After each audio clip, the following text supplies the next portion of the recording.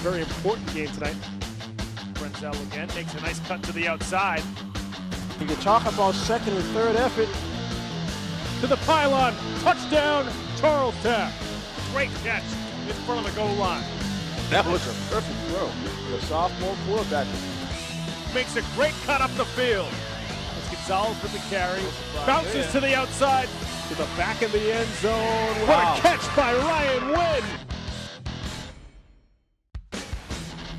Hello, Boston. Happy Thanksgiving from White Stadium as we bring you the 101st rendition of this Thanksgiving morning rivalry between the East Boston Jets and the South Boston Knights. Hello, everybody. I'm Pat Flaherty, joined by my partner, as always, Alan Platt. Alan, happy Thanksgiving to you, sir. Same to you. Fantastic morning here at White early Stadium. Morning, as right? always, it's early. It was raining very much earlier. The sun is peeking through right now, so that's always good for everybody involved here at White Stadium. And always a fun Thanksgiving morning here in New England and in the Boston area. This is a great tradition. The entire region. Football. I mean, football games all over the New England region. Like you said, tradition goes back. This one's over 100 years old now.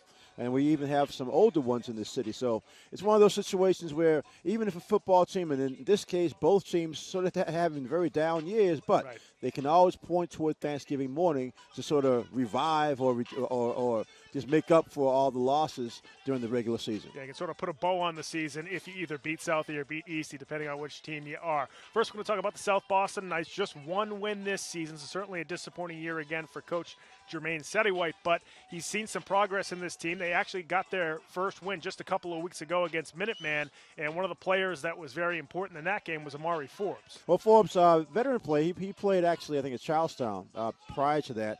Multi-talented, definitely good receiver, good runner, good athletic skills. So even though we got a muddy field today, Forbes is probably going to be seeing the ball as much as anybody else for South Boston. That's right. He had 2 touchdowns against Minuteman back on, I believe, November 1st was when they got that win. Avante Withers, also their starting running back. He'll get a lot of carries as well for the South Boston Knights. Meanwhile, on the other side for East Boston, they always have good running backs. They always run the ball well. They ground and pound. And one guy that's really come along really well this year for the East Boston Jets is Amir Johnson. He's our spotlight player this morning, and we've seen Amir a couple of times now. He's looking real good. Definitely. Even though East Boston had a down year for them, which is 4 wins, Amir has been probably the bright light for them throughout the entire season. Last year, more of a special teams type player and spot player in the backfield, but this year he's taken on an entire load and handled it very well. You see there, you see his speed, you see his cutting ability, and scoring touchdowns, 5 rushing touchdowns of 50 yards or more this season, which is amazing for any team, whether you're winning or losing.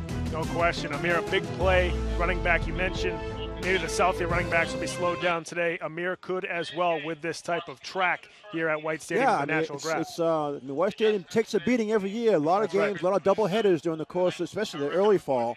So the players going to do the best they can, obviously. Just hope that no more rain comes to make it any worse than it is. Hopefully it'll dry out a little as the game goes on. Now for more on this game here this morning, we're going to go down to our sideline reporter, Michelle Fenelon, who's got an update for us. Michelle, what do you have?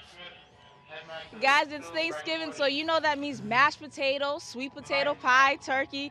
And for East Boston head coach John Parzioli, that also means beating South Boston. Since he took over as the head coach 10 seasons ago, he has yet to lose on Thanksgiving. And he said in order to continue that winning tradition, they have to tackle well.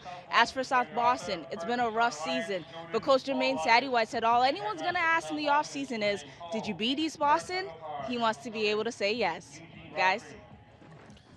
Michelle, thanks very much. And as we mentioned before, this can really help a rough season if you can beat your Thanksgiving rival. It's almost like if you go to Michigan or Ohio State, exactly. You beat Michigan or Ohio State. This game and the Latin English game is sort of similar in that aspect. No doubt about that. And you're talking about the freshmen, sophomores, and juniors, of course, who will all be coming back hopefully next year. And that's right. For both teams, you want to see some development. I wouldn't be surprised to see some of the younger players get some playing time today just to get a feel for what it's like as they go into the offseason, because the coaches want any edge they can to get the kids motivated to do some extra work as they prepare for next season. No question. This is almost like a postseason type of atmosphere here on definitely. Thanksgiving morning. It's a special thing. Really good experience for the younger guys as well. Folks, we're going to head to break. When we come back, we'll have the opening kickoff here on Turkey Day morning from White Stadium.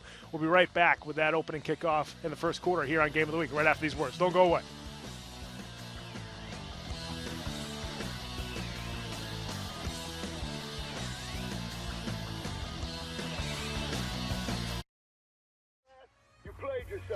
About inspirational quotes. You gotta believe in yourself. Don't ever play yourself. The key is to make it, so make it.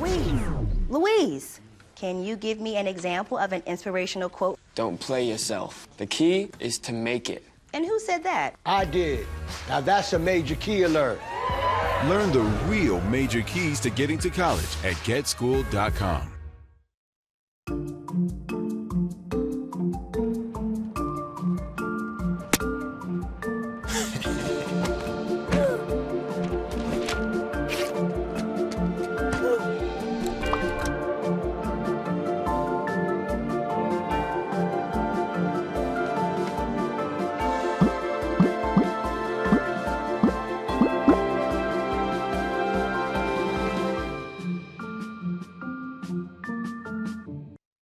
I was physically at school, but my mind wasn't at school. I had problems at home. That's when I met Narnese. She started helping me a little bit, like, Nia, I don't know what you're doing, but your future is more important.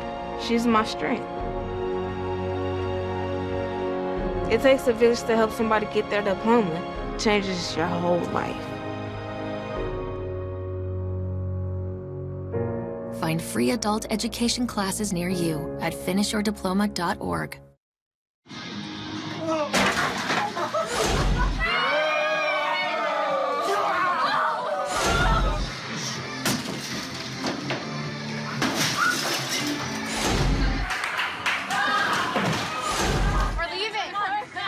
Most party fouls are pretty dumb. But if you decide to drink and drive underage, you could lose your license and your freedom. Underage drinking and driving. The ultimate party foul. Not completing high school is more of a social thing than it was an academic thing. Even though all these years have passed, I still had that longing to have my diploma. I have a mentor, and she convinced me to continue my education. No one receives a diploma alone. If you're even considering getting your high school diploma, go get it. You can do it. Find free adult education classes near you at finishyourdiploma.org.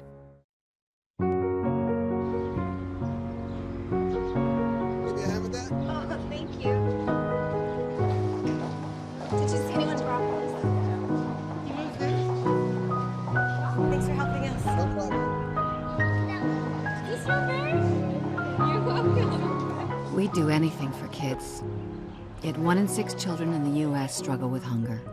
Help end childhood hunger near you. Learn how at feedingamerica.org.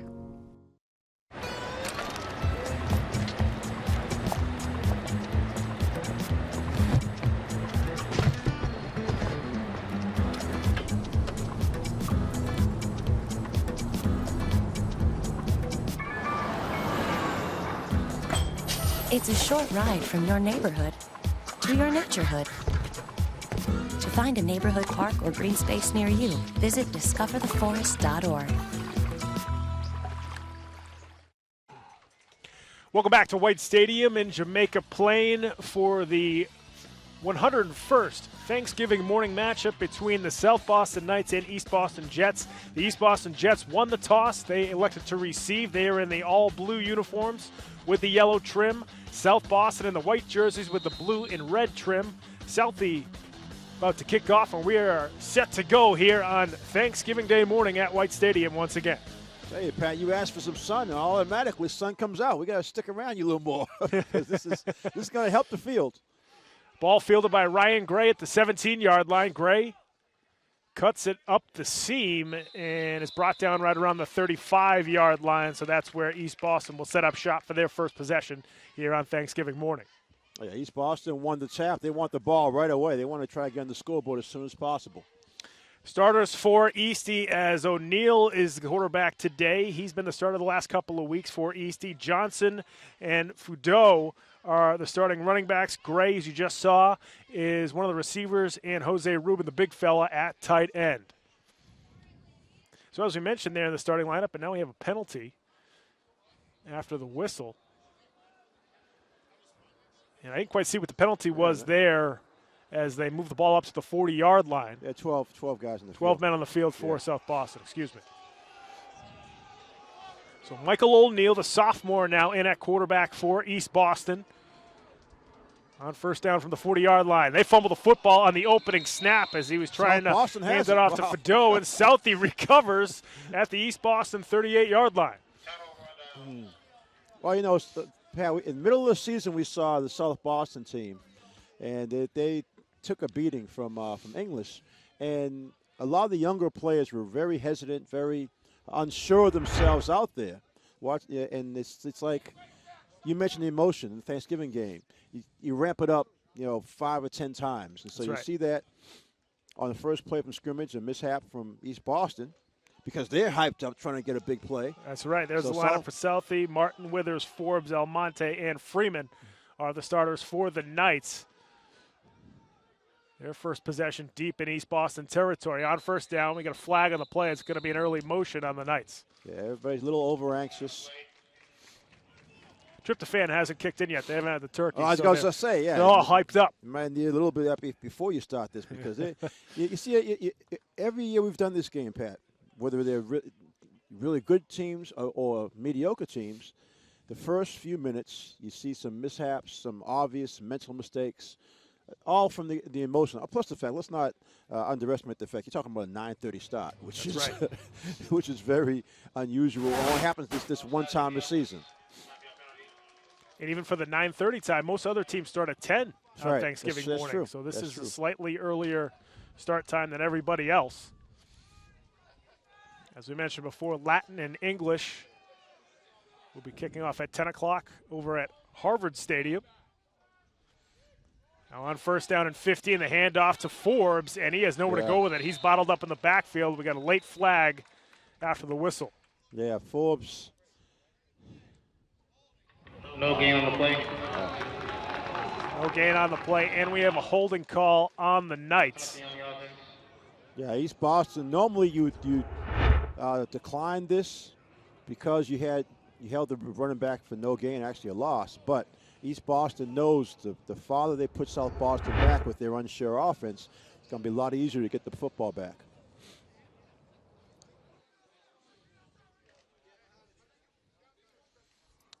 So just when you think South Boston's set up to try to put together a good drive, a couple of penalties and a negative yardage play really set them back. They're now back at their own 44-yard line.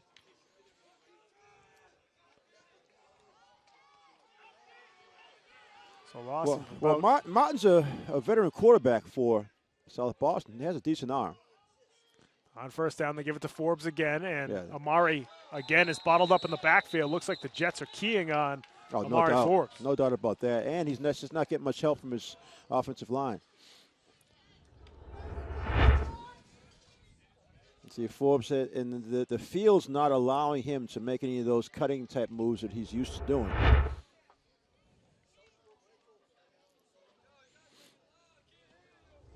Second down now for the Knights. Here's another look at that tackle in the backfield by the Jets. See, usually he makes the first man miss, but it's not much of a chance. Derry Pimentel getting in there on the stop, the junior nose guard for East Boston. East Boston just wants the ball back. They just can't wait to get that offense back on track. In the warm-ups, we saw South Boston practicing a lot of different passing plays. Martin now has some confusion about his lineup, so he's going to take a timeout to be safe to get everything right. Looked like that was a passing play coming up because they had receivers, 2 receivers on each side. It's just tough. It's just tough, Pat. You have a bad season. You only won 1 game. You're emotionally. You're finishing up the season. You have the emotion of the traditional game, but at the same time, a lot of the same mistakes you've made throughout the season. You never know. They're going to come back. They're going to come back. Like I said, when we had the English game, English just really ran over them. And it's one of those things. English was a better team. That's right. But they're all high school players. So if you're really committed to trying to get better, then you can stop all the try to stop the mental mistakes first, and then just go out there and perform. And some of those mistakes that kids make over and over throughout the season, sometimes you can't correct them until the following year or in the off season. Well, that's what we were saying in the open about the especially the sophomores and juniors. Those are the guys that these coaches are looking at for this game. And those are the ones who probably get the bulk of the playing time. South Boston out of timeout, 2nd and 27 for the Knights. They got a bunch formation at the top of your screen, single coverage at the bottom. Martin back to throws, got some time, airs it out over the left side, but just a little far from the outstretched arms of Isaiah Almonte. I'll tell you, Pat, they actually had that set up perfectly. I really think the field kept Almonte from being able to put it into high gear because Martin laid it out there perfectly. Almonte usually has enough speed to run that down. That's right. And we saw him in that English game with a couple of receptions and a couple end arounds as well. He does have the speed. Well, I'd say the protection on that play was pretty decent, especially since they came out in a passing formation. So East Boston had a tip-off to get a good rush. 3rd and 27 now for the Knights. Handoff over the left side to Forbes. This time he's got a little bit of room. Shakes one tackler, shakes another. Forbes still on his feet. Amari Forbes down the sideline. Dragged down from behind inside the 10. Monster play there for South Boston. Hey, Pat. That makes you 100% for the season, picking the highlight players, right? I mean, we talked about his ability to move and cut. This time, he just used flat-out speed. It wasn't really even a cut. He got a good blocking inside to keep the linebackers off of him and got to the sideline, just used his speed. He did get run down inside the 5-yard line, but a bit of a surprise here, South Boston, with the first real scoring opportunity of the game. 52-yard run as they mark him down at the 8-yard line. Right there, it's all speed. It's all speed right here. Outruns the defensive lineman, and then the safety luckily comes across for East Boston to run him down. 1st and goal now from the 8 for the South Boston Knights. Now it's Withers getting the carry. Avante Withers bottled up in the backfield. Jets gang tackling for a huge loss of that play. Forward progress will keep them at the 14. That's the last thing you want to do if you're South Boston. I mean, again, the players have just got to change. They've just got to change your mentality of the game. You can't be stopping and starting on this grass. It's just too muddy out there. You don't have any chance to get any real footing. Loss of 10. You've got to decide which way you're going to go without hesitation. Dom Del Vecchio, the big tackle, getting in there for the stop. Yeah, see that? The fact that East Boston, give Ryan Gray credit because he's the one who ran down and made the tackle inside the 5-yard line. So Knights now with a 2nd and goal from the 14-yard line. Looks like Martin's changing the play. They run the draw inside. And once again, East Boston all over it. Rasheer Cameron Stone getting the carry, but he had nowhere to go with it. All right, well, looks like, again, this is more of the same. See, when you have any kind of hesitation, it's going to slow you down and give the defense a chance to close on you. But I think the coaches for South Boston are setting up this wide side of the field to the right for this 3rd and long play. Let's see, Amari. Yeah, Forbes will be one of the tailbacks. Quick pitch to the right here. He has some running room. 3rd and goal now from the 15-yard line. Martin going to the air over the middle. Had his receiver, but unable to make the catch. Wow, there was number 8. Isaiah? Yeah, wow. Walter unable to hang on to that one. Good throw. He might have had a little room to run with it afterwards, too. So Southie now faced with a 4th and goal from the 15. Oh, yeah, 4-down territory. That first down play was a killer. You lose 10. You're inside the 5-yard line with a 1st and goal. You lose 10 yards on the very first snap. Momentum, too. Oh, of course. I mean, they weren't able to get anything going. And they had the huge play from Forbes. You're feeling good. You're inside the 10, 1st and goal, and then all of a sudden you're backed out again. So 4th and goal now for the South Boston Knights. A bunch now. This time it's the wide side of the field. Plenty of running room for the receivers. They run the draw inside again, and the Jets are there for the stop. As once again it was Forbes with the carry. He had nowhere to go with it.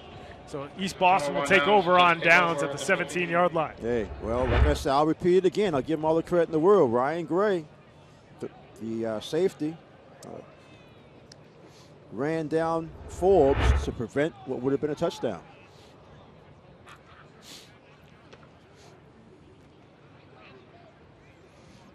Several Jets in there on the stop. Gray, Anwar Halui, and also, once again, Del Vecchio getting into the backfield. So now East Boston feeling like they dodged a bullet, so let's see what they can do on offense. Jets now on 1st down. They give it to Johnson. Amir Johnson past the 35. Up to the 37-yard line. 18-yard pickup on 1st down for Amir. You can see they're ready to go. Go back to the simple offense. He's not even touched until he's in the secondary. Huge hole there for Amir Johnson.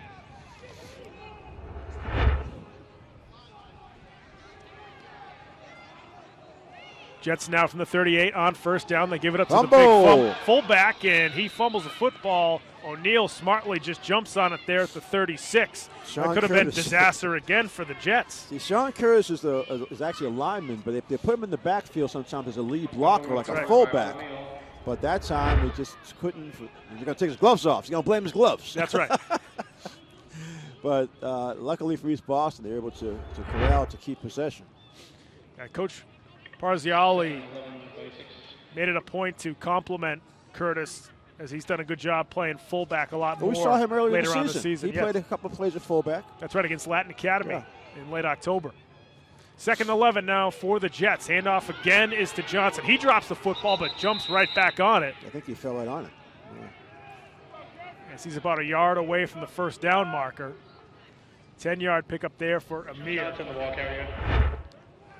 Amir's just getting off the spot, though. He almost ran by the handoff, but he's ready to go.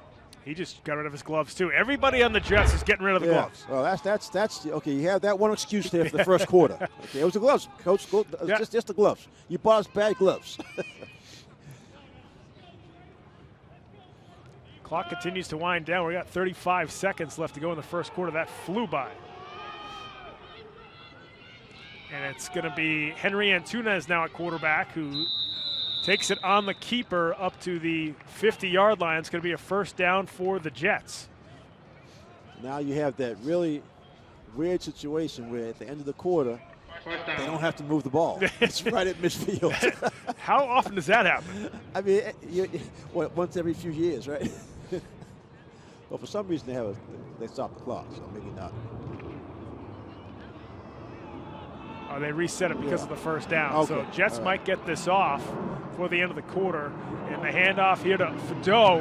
And Christian Fideau still on his feet as he's tripped up inside the 40 down at the 39-yard line of South Boston. You know, Pat, you mentioned, I think, last week that there was some consideration of possibly moving this game because of the field. And on that play, you can see it. He actually tried to cut and slid forward. So it's something's wrong with the clock on the field. So the official time is being held on the field. There's still more time in the first quarter. Now on 1st down, the handoff to Johnson again. Amir Johnson makes his way up to the 36-yard line. Good tackle by Melvin Perez. Perez comes in from that cornerback spot to make the one-on-one stop on Johnson. I was going to say, that quarter went by really fast. Well, yeah. I mean, we've seen a lot of running, but. Okay, now we got that's a little more like it.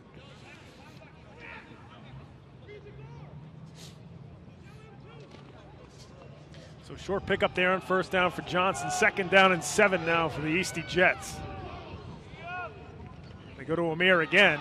Johnson this time tries to bounce it to the outside, makes his way past the 30, and they'll mark him down right at the 30. Typical East Boston drives is just like they charted out. Simple plays.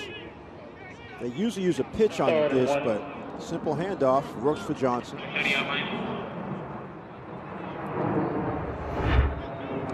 4 carries for 36 yards so far here in the first quarter for Amir Johnson. He's been their main ball carrier on this drive. Jets now with a 3rd and 1 from the 30. They hand off to Johnson again. Amir shoots forward past the 25 up to the 22-yard line. This is typical East Boston Jets football. The way that East Boston offensive line is getting off their marks, they're giving Johnson room before he even gets to the line of scrimmage. So South Boston's going to have to, they're going to be forced to just bring everybody close to the line of scrimmage. I mean, they'll leave themselves vulnerable for the pass, obviously, but East Boston doesn't want to pass as long as they can run like this. So the Jets with a 1st and 10 from the South Boston 23. This time they give it to Fadeau on the scissor play, and Christian Fadeau keeps turning those legs forward up to the 16-yard line.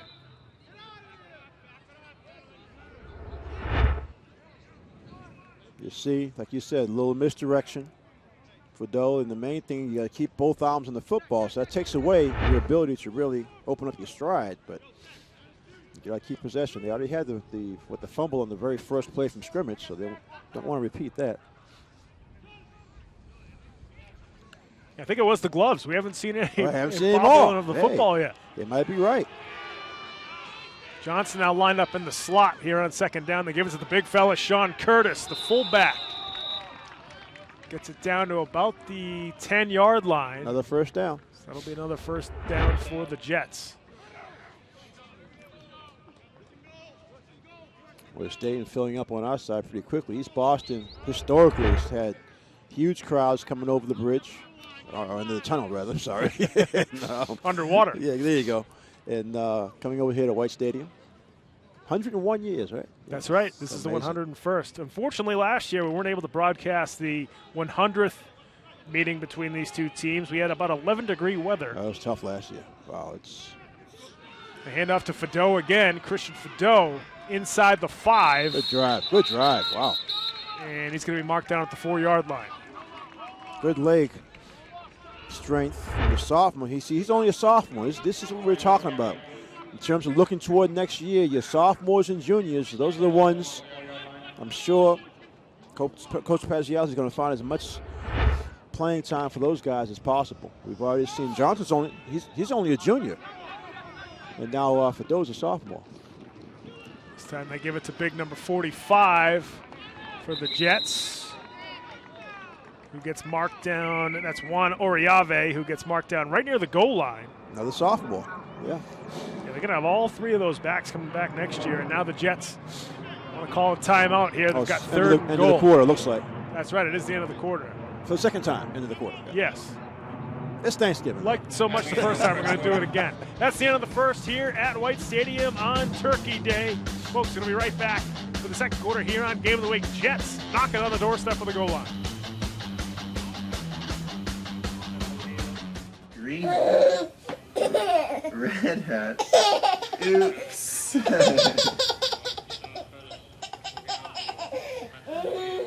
Red shirt, blue shirt, yellow shirt, oops.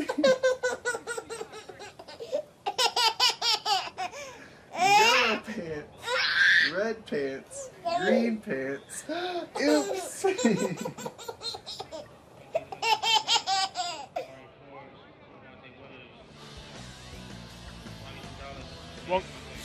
Welcome back to White Stadium in Jamaica Plain for our annual Thanksgiving Day coverage of the East Boston-South Boston Thanksgiving Day morning matchup, as the East Boston Jets are scoreless against the South Boston Knights. Folks, if you want to follow us on social media, you can certainly follow us on Facebook. Go to facebook.com/Game of the Week Boston. A lot of good stuff up on that site. You can also follow us on Twitter at Boston City TV. And if you want to tweet at us, use the hashtag BostonGOW. You were right, Pat. They called timeout. Yeah, apparently, I think East Boston. Well, they're trying to figure it out now because they stopped the play. Yeah.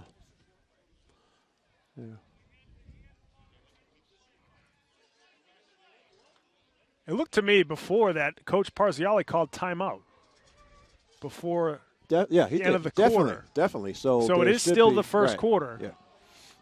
Now they got a 5-yard penalty. Yeah. Well, nobody knows what quarter it is, so they're not sure if they should go or not go. Yeah, Juan had that last carry. That time he was in the slot. He took off too early.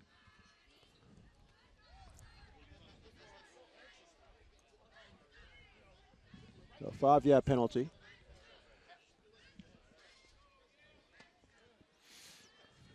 So believe it or not, we're still in the first quarter here at White Stadium. Even the sun's confused. Now it's gone. Right. It lasted for like 10 minutes, right? The sun said, "I'm done with this. Out of here. I'll go over to the east to the English Latin game. Go over to Harvard. Yeah, across the river." 3rd and goal now from the 6-yard line for East Boston. Now the officials are having a difficult time. Now they're going to end the quarter, it looks like. Okay. Although the clock should have stopped on the penalty. So, well, they're going to end the quarter. All right. Well, they're going to bring the ball to the other side of the field, we think. But we've been wrong multiple times before this morning.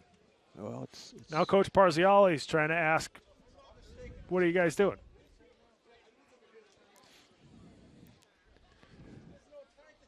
Yeah, well, we've had issues with the clock here at White Stadium over the course of the season, so that's not a real issue. The official time is always kept on the field, so it's just a matter of the officials deciding was the quarter over before they tried to run a play. East Boston was trying that regular dive play. It was blown dead, even though the ball was snapped, so there was no play on that. So now they are going to go back. So it's not the end of the quarter. And keep it in the quarter. We should just play 3 periods like hockey. Wow. It's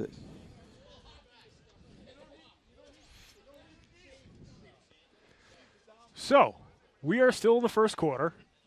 Jets 3rd and goal from the 6-yard line. And now South Boston wants an explanation. So I think Coach Parziale is mentioning what you were talking about, Alan, that because of the penalty, the clock should have stopped. Right. Yeah. Wind's starting to pick up here at White Stadium. Now, the wind is what we were really worried about in terms of the players and the coaches. It wasn't so much the weather. The weather's going to be in the 40s, but with the gusting winds, it's going to make it feel a lot worse, a lot colder. I think we're going to see some of those gloves going back on, Pat. Won't take long. On 3rd and goal, the scissor play to Fideau, and he's in for a touchdown. Christian Fideau punching it through for the Jets. He scores from the 6-yard line, and East Boston finally strikes first here at White Stadium. Fideau, we talked about him being a sophomore. Simple play, gets good blocking up front. 85-yard drive for the East Boston Jets. 13 plays. That's how they love grinding it out. Jets now trying for the 2-point conversion. And we have another whistle. Got some movement.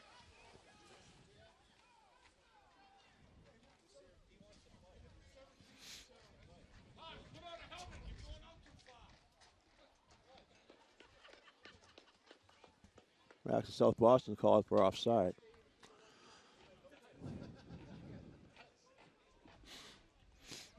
Pat, I was out with some people from out of town last night, and so I get up to leave relatively early, and they're saying, "What's going on?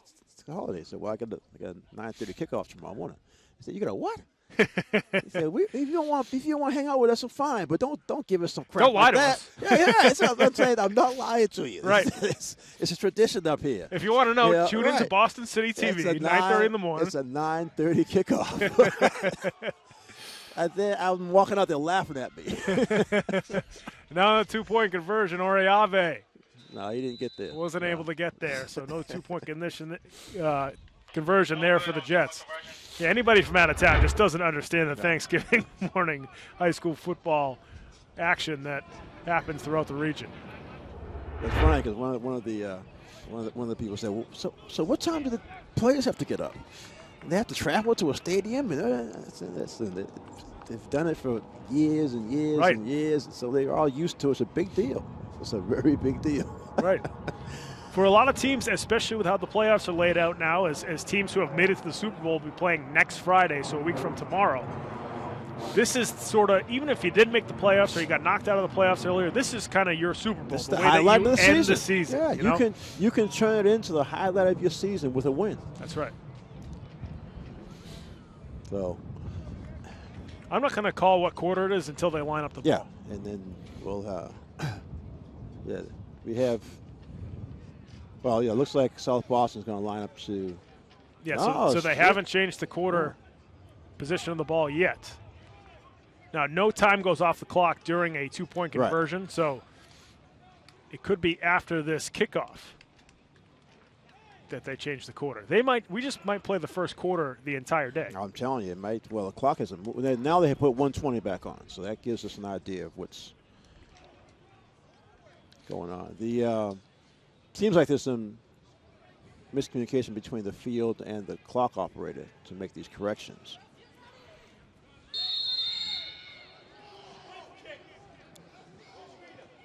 Squib kick. Onside kick there. That's a live ball. And I think the Jets recovered. They did. Well, we talk about inexperience, Pat, and not really understanding the rules. A couple of South Boston players just sort of stood there and let the ball sort of squib around in front of them. Watch this. Left to your screen. See the South Boston, instead of going for the ball aggressively to recover it, there were 2 East Boston Jets on the grass before any South Boston player went after it.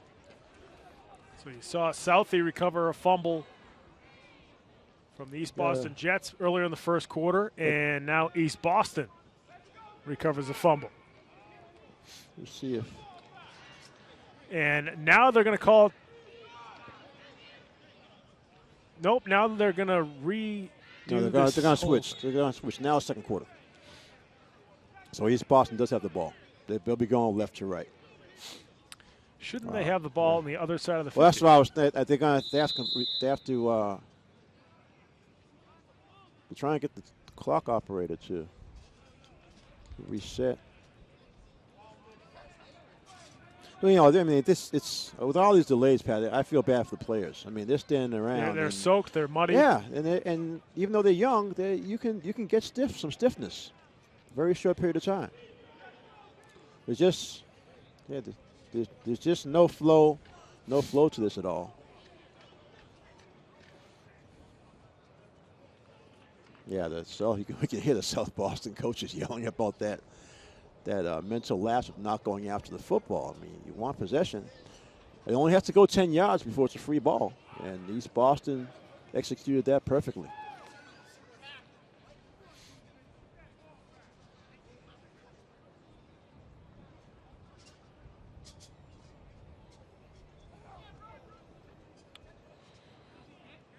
Once again, I am not going to say anything until they spot the football. Okay, now they've spotted Now they have spotted it correctly. Okay. So it is the start of the second quarter.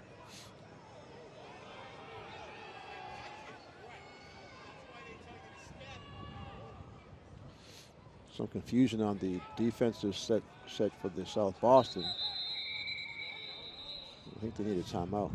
Yeah, Southie. Yeah, their defense they were looking around each other, and a couple of guys yelling out instructions. So they smartly took a timeout to reset their defense. A situation like that, you can get gassed by a big play because you're just in the wrong position.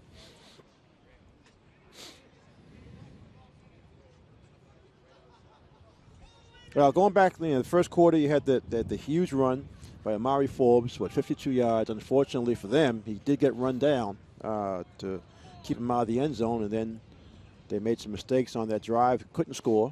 East Boston then turned around and had a drive over 80 yards to take the 6-0 lead, only score of the game so far. Yeah, Forbes had the only, I believe, positive offensive play huge for huge play. South Boston. Jets now on first down. They run it with Johnson, and Amir slithers his way up to the 42-yard line of Southfield. Doing the right thing, using both arms and hands to keep control of the football. Like you said in the open, Pat, this game sort of on paper sets up as a chance for Amir to have a huge game. That's right. The way he runs with strength and with speed. But he does already have 50 yards. Yeah, just 6 rushes. He's halfway to that century mark. Now on second down and 4, it's Johnson again plowing forward up to the 30-yard line. 12-yard pickup on second down. Oh, he's loving this. He is loving this. At the end of this play, his helmet actually goes into a pile of mud. When he gets up, he's trying to get it out of his face mask. Pulling up some of the turf with him. I'm telling you, well, the athletic department was really considering moving the game. That's right. Of the field. Yeah. And I guess if there was a flat-out rain forecast, maybe we would have been moved because this field's really chopped up. First and 10 now for the Jets as they give it to Fadeau. Christian Fadeau.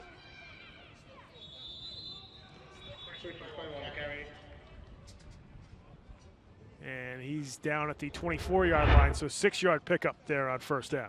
Fadeau again. That time he's able to make a nice cut. They really like running that scissor play with Christian. Well, all they want to do is make the South Boston defenders take one wrong step.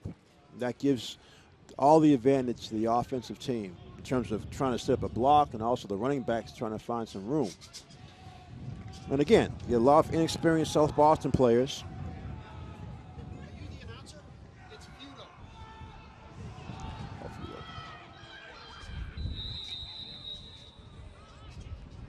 That looks like Oreyave who got it down to the 16-yard line. It looks like the South Boston defenders are really worn down.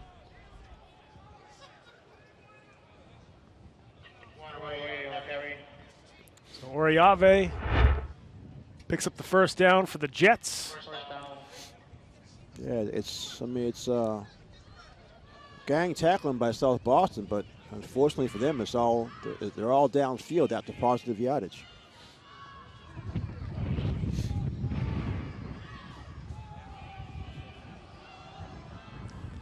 On first down, it's Curtis, the fullback, carrying a pile up to the 11-yard line. So pick up a 5. Well, this is more of, I think, what we expected coming into this. we saw both East Boston earlier this season, and we saw South Boston also. And the strength of East Boston, running the football, simple plays. Like you said, the misdirection has really been effective. South Boston, conversely, just had trouble all season stopping the run. So it's just tough for South Boston D. Now on second down, the handoff to Oreyave. And that time, the South Boston defense was able to come up with the stop, just a 1-yard pickup there on second down. And we're going to get a dead ball foul. Penalty after the play. Somebody threw the ball. I'm not sure what actually happened, but somebody threw the ball for some reason. Personal foul. It's going to be on East Boston. Huh. That helped South Boston's defensive effort here as they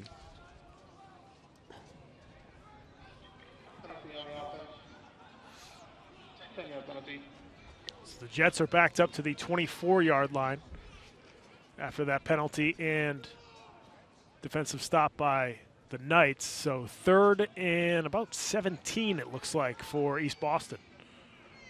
Oh, with these conditions, it's 4-down territory anyway, and especially the way East Boston's had success with their running game.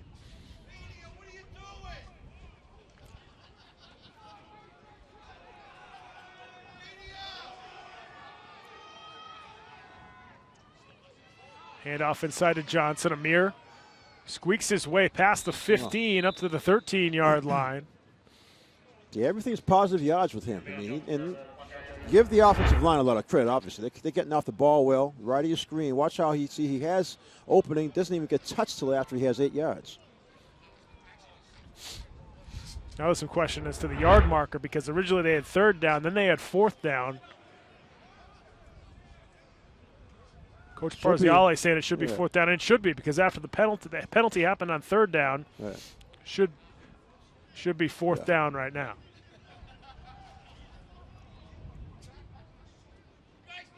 Okay. This could actually be, a little bit of a boost for South Boston if they can get a stop. I mean, you're talking about East Boston was what, inside the 10-yard line. The big penalty pushed them back, but if South Boston can get a stop here, they can get the ball back. Still just down 6-0. Like you said, I mean, if the emotion goes, it ebbs and flows throughout the course of the game.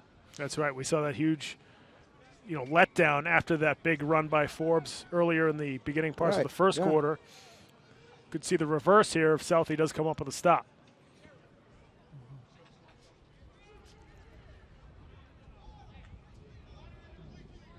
Okay, timeout now for East Boston.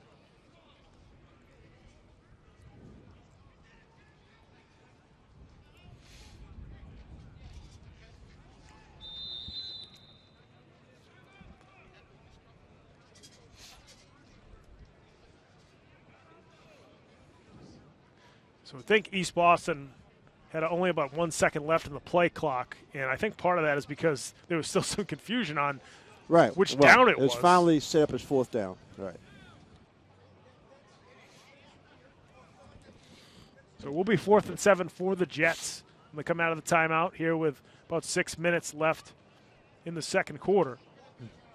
Pat, you mentioned earlier that with the new playoff schedule for the state, the season's almost broken up into almost like 3 sections. Right. And unfortunately, none of the Boston teams have made it into the later rounds of the playoffs, so there won't be any Boston teams involved next week. But in years past, we've seen where Boston teams who have gone to the Super Bowls, have gone to at least the semifinals, have played a Thanksgiving game, had the emotion of that, then had to bounce back and play another game. So it's one of those things where you never know how your season's going to go. I mean, I guess the one good thing about the new playoff system is teams, unless you really, really are down like South Boston with just 1 win, if you're 4 or 5 wins, you have a chance to keep playing.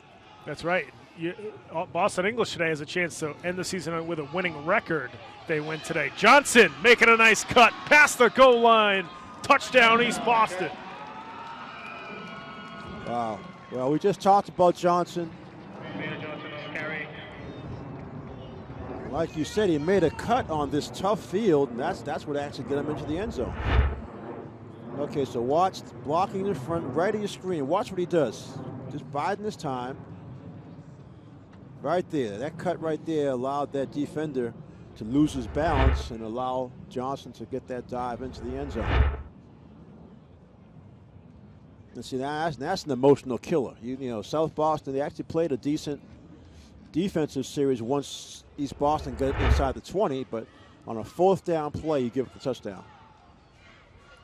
And off inside of Del Vecchio on the 2-point conversion.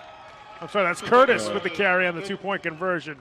He punches it home for the Jets. So East Boston now on top 14-0 here midway through the second quarter. The big fella linemen love to touch the football in any situation.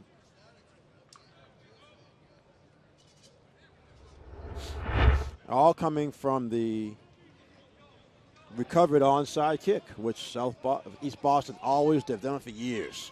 Flat football, no they haven't done it. And give yourself a chance to get extra possessions. That's exactly what they did and took full advantage, getting 8 more points. So 14-0 lead for the Jets after that 48-yard drive. Capped off by an Amir Johnson touchdown run. Amir now with 94 yards rushing here in the first half. Yeah, somebody over here in East Boston is watching us on TV, on the telephones, I guess. They came over to correct our right. one of our. He's either talking about us or the PA announcer.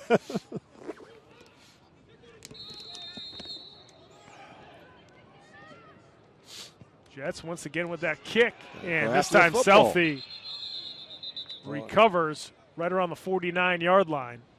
It is tough to field that kick in these conditions. Well, it's tough in any conditions, but in these conditions, you're talking about divots in the grass. The way the ball bounces, that time they did excellent job to stay low, keep the ball in front of you, and just smother it.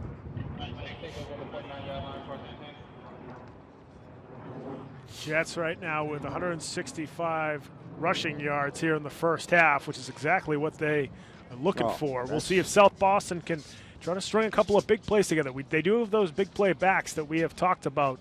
Yeah, well, that's throughout we've most seen of this first half. We've seen Johnson. Let's see some more of Amari Forbes. On first down now, they do give it to Forbes, and he's wrapped up in the backfield.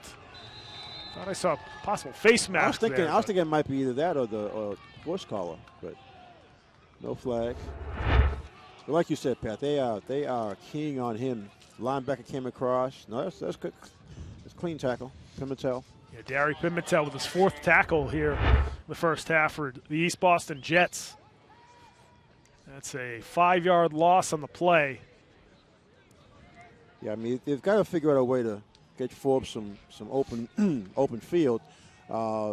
He was in the slot for a couple of plays in the first quarter. You may want to go back to that and have that so that wide receiver screen. Because like I said, Martin has a decent arm.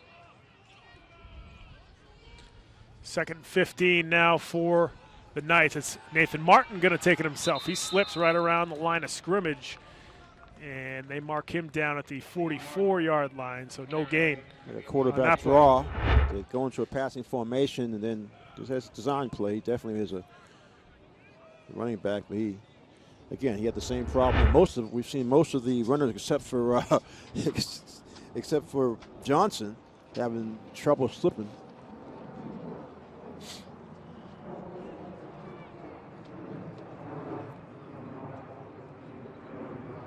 It'll be 3rd and 14 now for the South Boston Knights. Pitch it over the right side, and it's Forbes with the carry. Picks up a couple, and then he's marked down at the 47.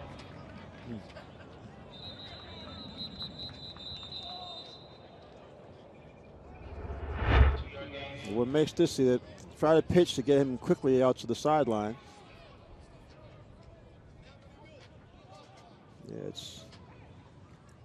Now South Boston got to be careful on this punt situation because with the field conditions, a long snap can be really tricky.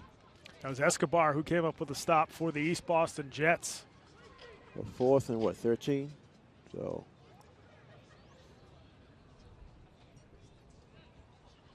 Yeah, if you're South Boston, you just want to try to make it to halftime, just get down 14. Some kind of punt off, and right. just try to get to halftime. Because they get the ball to start the second half. They can sort of regroup and kind of reset the start of the 3rd quarter. And now looks like South Boston's going to call a timeout here with, at the stadium, they have 2:06 left on the clock. They're going to put 4 minutes up. I thought I saw the ref put up 4-6. Yeah, they're still trying to coordinate officials on the field with the clock operator up in the stands here at White Stadium. The clock operators all the way up to the top of the stands.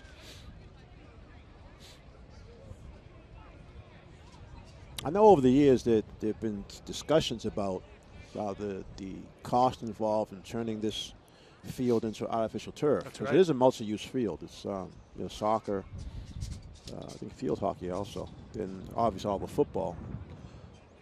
Then in the spring it's track and field. Yeah, they did the turf over. They certainly have to do the track over as well, which I think would be a welcome. I was just going to say it might be something in the future. There have been talks about adding some things to this facility as well. The far side of the stadium, had a fire years ago. Right. And they don't even use the concession stands or any of the locker rooms on the far side of the stadium. So I would think that they would renovate that as well if they were looking to make a lot of improvements here. Now on 4th down, they flip it over the left side to Almonte, and he's wrapped up at the line of scrimmage. Well, I can understand not wanting to take the chance on the punt, mishandling or whatever, but you do try to wide receiver screen. You just didn't have you needed one block because there was a one-on-one situation. Daniel Pedronillo coming up with the tackle there for the Jets. So now for South Boston again, their defense has just got to keep East Boston out of the end zone to keep this a 2-score game.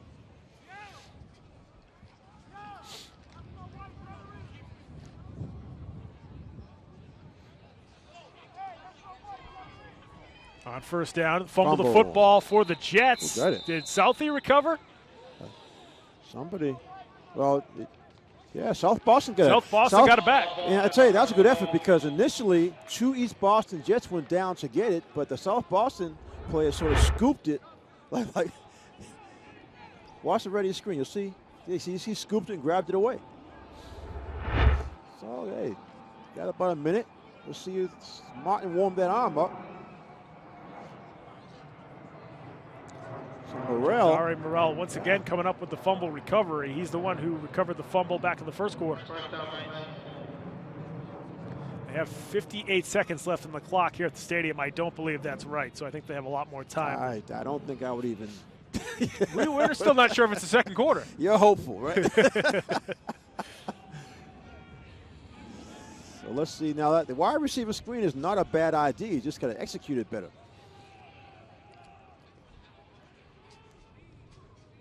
On 1st down, they flip it over the right side to Forbes. Amari with a little bit of space. Amari Forbes churning forward past midfield up to the 46-yard line, and we got a flag on the play, of course. Late flag behind the play, too. That's usually holding territory or a block in the back. Well, it might be a horse collar. Yeah, horse collar. Yeah. So that will help South Boston. That's going to be 15 yards.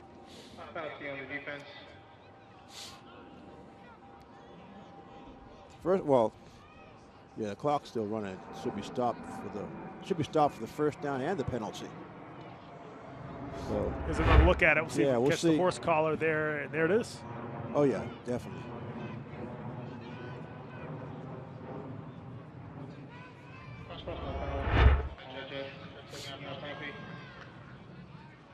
So the time might have to be readjusted.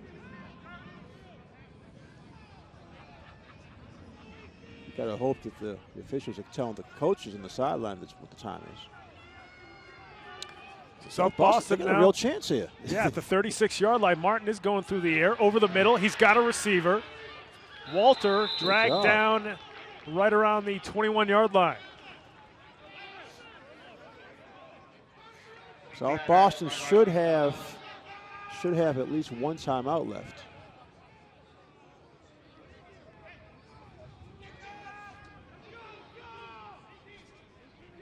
Martin seems a little unsure. I think there's a couple minutes left. On 1st down, Martin gives it to Walter again. Didn't catch it cleanly, but is able to pick up a couple of yards down to the 15. Looked like a face mask penalty with the flag, well. But he got a pep in the step of the South Boston offense now after that turnover.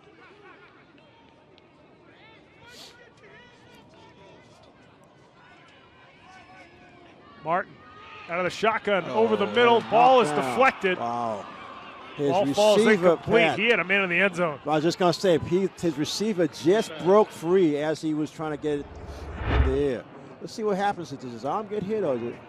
Yeah, it looks like the ball deflection. Wow. Yeah, it was Del Vecchio getting his big hits up there. Del Vecchio didn't know it because it's back to it. He saved a touchdown. He saved a touchdown, possible touchdown, because that receiver had just broken open. Almonte, you're right. He was running the slant pattern right to left. I don't know if the East Boston defender slipped or what, but he was wide open.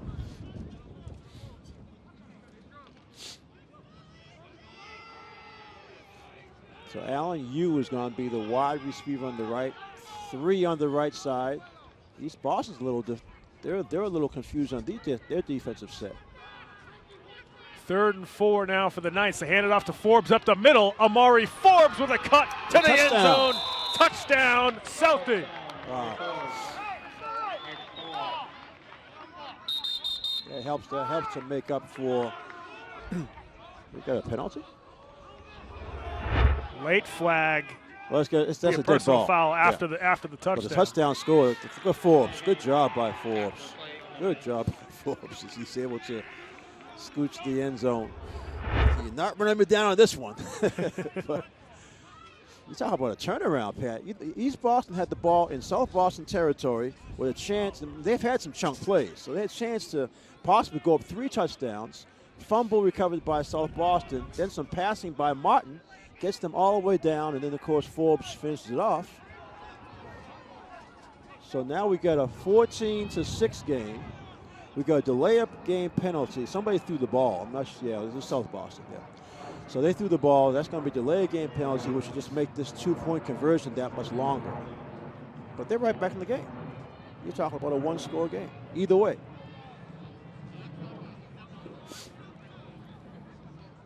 The Knights will try to get it down to just a 6-point game if they can try to convert this 2-point conversion. Obviously, the penalty makes it more difficult. Well, they've been throwing the ball anyway, so it's slant play should work. Same play with Forbes, and Amari is short of the goal line, so he couldn't get there that time. Much further distance to go than you would want for a 2-point conversion. South Boston kids are all confused.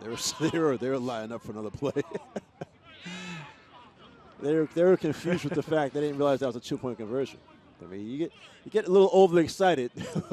Right. When they already got the touchdown. Okay. You kind of forget what's in front of you. You got one chance for the 2-point conversion. Right. So the South Boston Knights don't get the 2-pointer, but they do get the touchdown. So make down this by a little 8. interesting. Here's a 2-pointer again. Yeah, he shed one tackler, and definitely the penalty is what kept him from getting the 2 points. But South Boston's got to feel good about the fact they've made it a 1-score game. Like you mentioned earlier, they're going to get the football to start the second half. That's right. So we get where there's just over a minute left now in the second quarter. You got to think South Boston's now found something. That their short passing game is what's setting up out some running room for Almonte. And they passed it all the way down the field, but the actual touchdown was a run.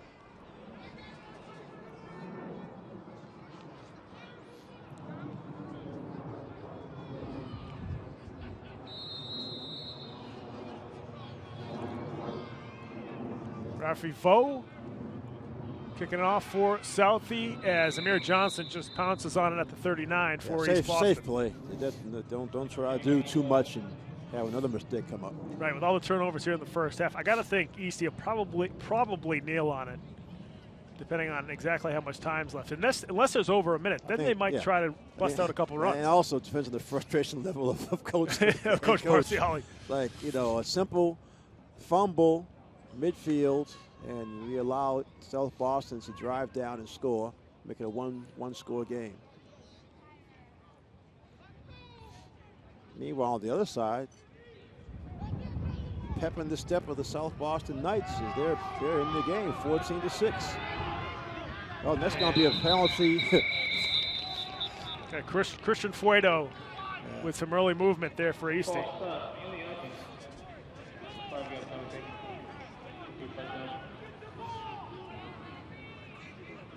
Got Antunes back in there for East Boston at the quarterback position. Here's Fuedo. So 1st and 15. You got to wonder how different is the cadence from the two different quarterbacks for East Boston. Yeah, I'm surprised with the college teams that use the 2 quarterback system. I'm surprised the early movement doesn't happen more often. Exact same see thing. it again. So it's going to be 10. It's going to be 1st and 20. Now, like you said, how much time is left comes really into play. Yeah, if you're South Boston, I don't believe they have any timeouts left. because this could be a case where they would try to stop the clock, but with no timeouts, you can't do much. They'll be okay going into halftime, 14-6, but they definitely don't want to allow some crazy, huge play by East Boston to give them a touchdown before halftime.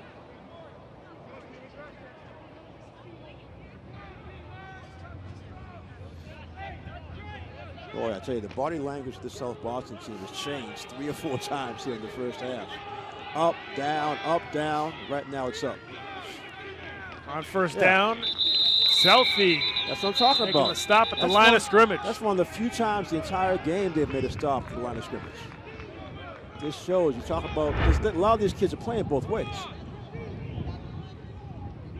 East Boston just doing the right thing, using both arms on the football, but like I said, one of the few times South Boston has actually won the battle at the snap of the ball. Clock is saying less than a minute running, so that I think you're right when they hate to say there was a minute left. So second down and about 20 again. Yeah.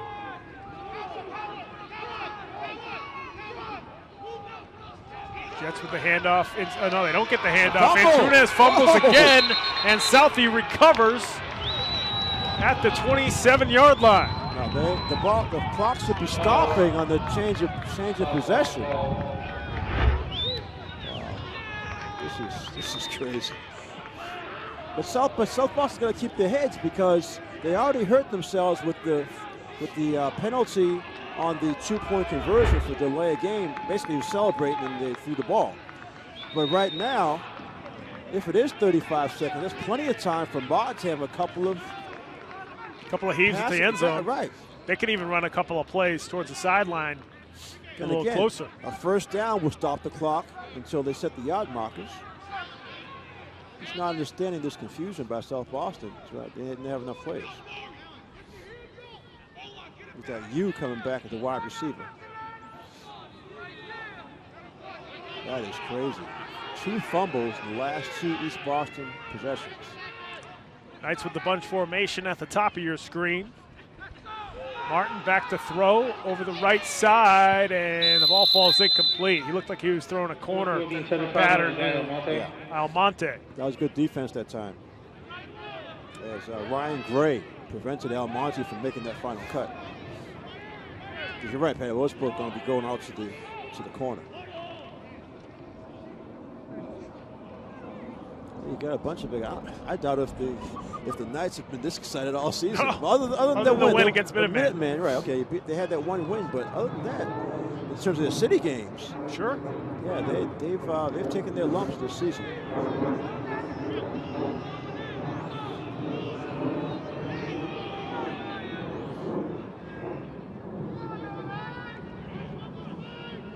Martin getting back to throw. This time he's getting chased by Del Vecchio, throws it towards the sideline and out of bounds. Good play. Nothing there. Pressure on him. No sense in trying to force the ball. Throw it out of bounds. Stop the clock. Give yourself a third down. Martin now 4 for 9 through the air. As there you see Coach Sadie White. Got to find a way to get the ball to Forbes, though. Got to find a way. Screen. Well, they tried the wide receiver screen. Didn't do anything. Getting word that there's 19 seconds left before halftime. That's easily a couple of plays. You just have to execute.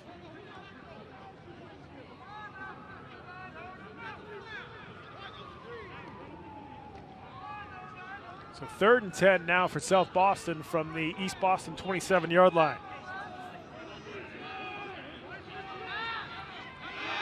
Martin looking over the middle. Almost intercepted by Oriave. Just a little too much. I mean, you talk about being excited, and in this case, slightly overexcited, as he just put too much on that one. There's no chance for his receiver to try to pull that in. It was a good call, though. I mean, he had the receiver. The receiver had to get between the linebacker and the safety, give his quarterback a target. Martin was just a little too juiced up, and he really fired that one. So one more chance to at least try to get the first down. South Boston, this will be their last opportunity Again, not sure exactly how much time is left, but it's probably around 10 to 12 seconds. They're going to hand off to Forbes on the draw, and Del Vecchio's there for the stop. I mean, if it was somebody else, maybe, but there's no way they're going to sneak Forbes through there. East Boston has been keying on him the entire half. But we have a game, Pat. I mean, on paper, this looked like it was going to be a rout, but you never know. You got to play the games. Get conditions as an issue. Turnovers have made the difference and have helped South Boston stay in the game here in the first half. So that'll do it here for the first half at White Stadium as the East Boston Jets lead the South Boston Knights 14-6. And like you mentioned, Alan, for a while, right? Very strange first half with all the different issues with the time, the clock, the turnovers. We knew it was going to be tough sledding out there with the field conditions, but it's been even more unique than I think we predicted. Far more because, I mean, Coach Pazzielli for East Boston did what you want to do. Switch over to safer plays, simple handoffs. Those are the plays that they're dropping. That's right. Now, they did get sacked in that last play, which, okay, they lose the football. That happens. But those two fumbles, and just think, you had South Boston with the 52-yard run, he gets caught, and then East Boston's defense is good enough to prevent a score. Otherwise, we might have a tie game. That's right. No question about that one. It's certainly a lot of. Now the wind's picking up, that was the original forecast. Heavy wind. So if that happens in the second half, that's definitely going to be another factor for both teams to go against. Right. We'll see if these teams maybe adjust to any of this wind if it does continue to pick up here at White Stadium. The head coach for the South Boston Knights, Jermaine Settywhite, is down on the field with our sideline reporter, Michelle Fenelon. Michelle, take it away. I'm joined now by South Boston head coach Jermaine Settywhite. Coach, big touchdown at the end of the half. How much does that help your team's confidence? Oh, definitely be able to get back into the game with a score. It was huge for us. We got some turnovers. It kept us going. They got some scores. We just kept fighting. The score at the end, again, put us right back, give a little confidence because we were down a little bit, and it definitely helped us. What does your offense have to do to continue to capitalize on those turnovers? We just need to be efficient. Don't go backwards every time we go forwards. Hold the ball and just continue to keep playing hard. And what does this team have to do in the second half to come out with a win? Stay disciplined, play our game, and do as we're coached. Thanks, Coach. No problem. Back to you guys. Thank you. Thanks very much, Michelle. As Coach Settywhite certainly wants to get into the half there with his guys to talk about some of the penalties. Well, they got some stuff to work on. I mean, you have to like the fire they showed in the last couple of minutes. And it's weird, too, because the confusion with how much time, the clock operator and all that, apparently it sort of helped South Boston. Because there's so many delays, gave South Boston a chance to make some adjustments, switch up some lineups. They decided to go to that short passing game, which was very effective and led to their score.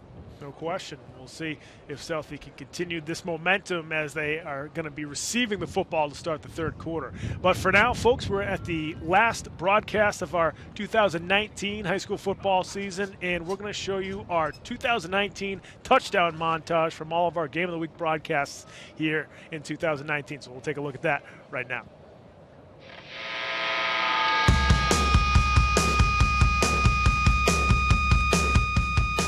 Now they hand it off to GT again. This time he's got more space. GT, eyes on the end zone, touchdown, O'Brien.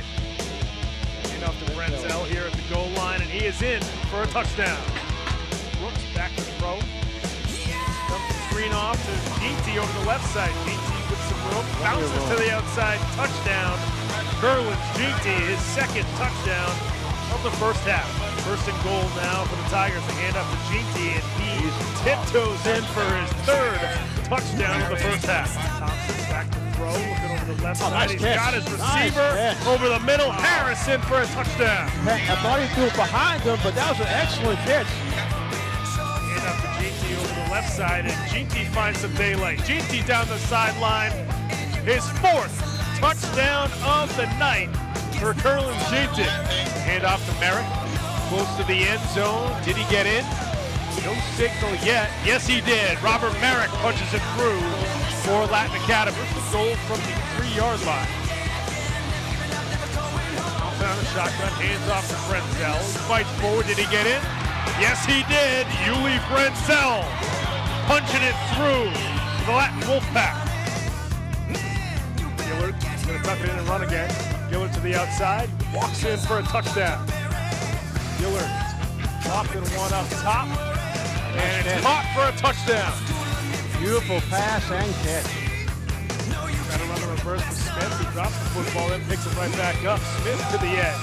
Jaden Smith down the sideline. He's going to go in for a score. Talk about a fumble helping you, right? On first down, they hand it off to Cheaty. Hard run by Kerwin up to the goal line. And he's in for a touchdown. Brooks here on first down. Takes to him. Brooks now on the bootleg. Brooks down the right sideline, and it's Michael Brooks in for an O'Brien touchdown. Gillard going down the right side of the field. Wide open is Esau Jackson for the touchdown. 10 from the 32-yard line. Gillard, again after going for the pass, tucking it in and run. Gillard in the open field. Makes out another defender. Gillard down the sideline. He's going to go in for a touchdown. Back. That was Smith who tried to punch it in, and he does for the touchdown. The other is in the backfield, and the handoff over the left side. The play here for Boston English. Making his way towards the end zone. Touchdown for English. That's number 12, Pedro Barrero. He goes now looking for the 2 points. The handoff. Kerr waltzes into the end zone for his second 2-point conversion. That's a touchdown. Inside the 25-yard line. Now it's Keyshawn. The right side, showing off his speed. Is he going to get in again? Yes, he will. Another touchdown for Keyshawn Kerr. Hand off to Keyshawn Kerr. Waltzes into the end zone for a touchdown. Hooligan calling his own number up. Quarterback keeper. Ian Oligan still on his feet. Does he rumble into the end zone? Yes, he does. Hakeem. This time, Keyshawn skips through the defense and into the end zone for his second touchdown of the night. Another fumble. Again, another fumble, and English recovers. Bringing it in. First down, 37. It's Johnson bouncing it to the outside. Amir Johnson off the edge. Touchdown. East Boston Jets. Second and goal now. 1-yard line for Latin Academy. Rayo punches it in for the Dragons. And that's what the wave means. Love it. That's what the wave means. Quarterback Crispin this time. Malcolm Crispin to the outside. Crispin inside the 10. Touchdown, Latin Academy. There's Malcolm Crispin with another carry off the edge, trying to find the pylon. It's Crispin. Did he get in? He touched the pylon. Run by Malcolm Crispin. Short off the step and shoulders. Nunez again back to throw. He is swarmed in the backfield. He's ticked off. Intercepted down the right sideline for Latin Academy. They bring it in for a touchdown. That's Nakai Whitmore, the sophomore, with a pick six. Brooks looks over the right side. Wide open receiver there for O'Brien. And he makes his way into the end zone for a touchdown. On formation. Brooks looking in the end zone. He's got a receiver for a touchdown. It's Davis again. Brooks over the middle. He's got Foster. Foster, like he was shot out of a cannon. To the end zone. Touchdown, Tigers. Talk about just finding another gear quickly. I believe that was Buffeo taking it himself, and he scores the touchdown. Kerr, the deep back. They give it to him. Keyshawn. Oh, yeah. Fights his way into the end zone. Touchdown, Boston English.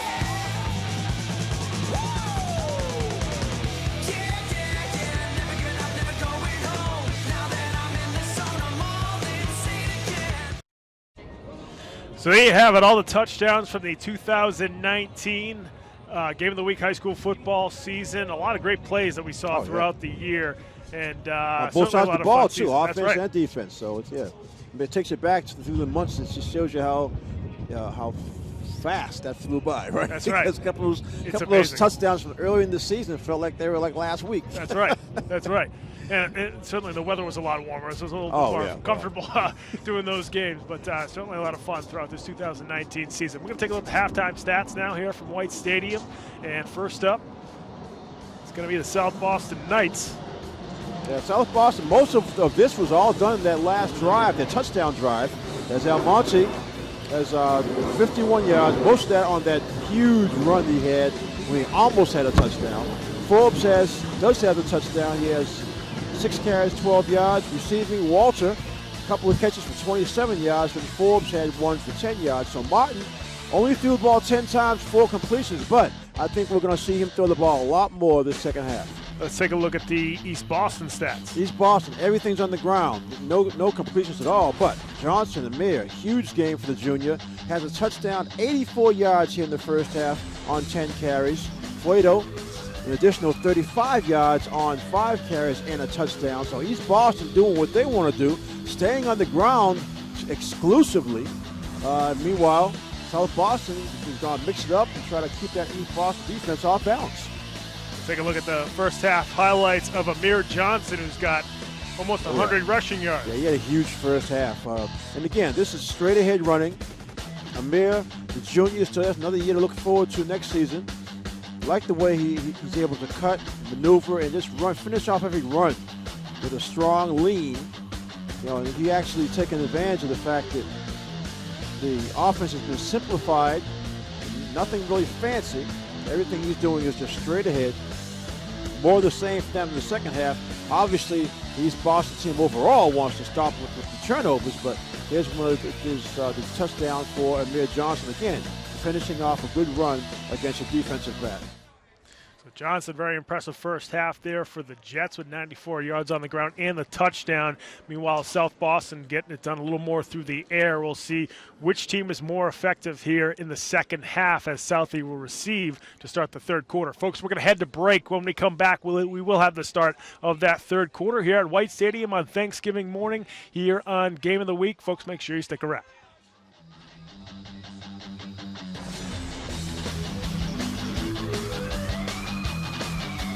Completing high school is more of a social thing than it was an academic thing. Even though all these years have passed, I still had that longing to have my diploma. I have a mentor, and she convinced me to continue my education. No one receives a diploma alone. If you're even considering getting your high school diploma, go get it. You can do it.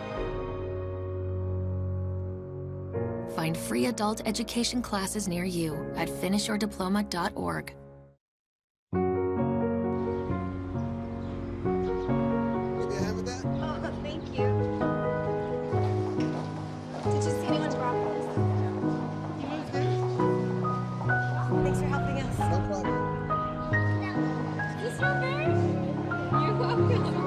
We do anything for kids. Yet 1 in 6 children in the U.S. struggle with hunger. Help end childhood hunger near you. Learn how at feedingamerica.org. I was physically at school, but my mind wasn't at school. I had problems at home. So when I met Nardice, she started helping me a little bit, like, Nia, I don't know what you're doing, but your future is more important. She's my strength. It takes a village to help somebody get their diploma. It changes your whole life.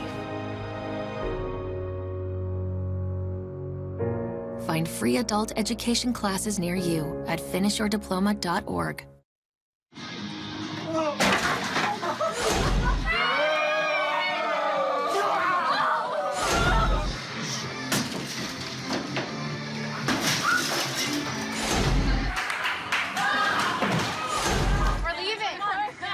Most party fouls are pretty dumb.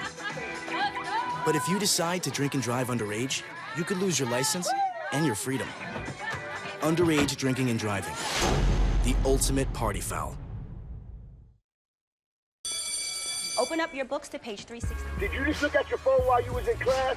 You played yourself. Talking about inspirational quotes. You gotta believe in yourself. Don't ever play yourself. The key is to make it, so make it.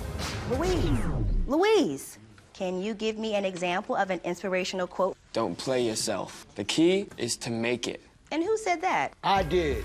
Now that's a major key alert. Learn the real major keys to getting to college at getschool.com.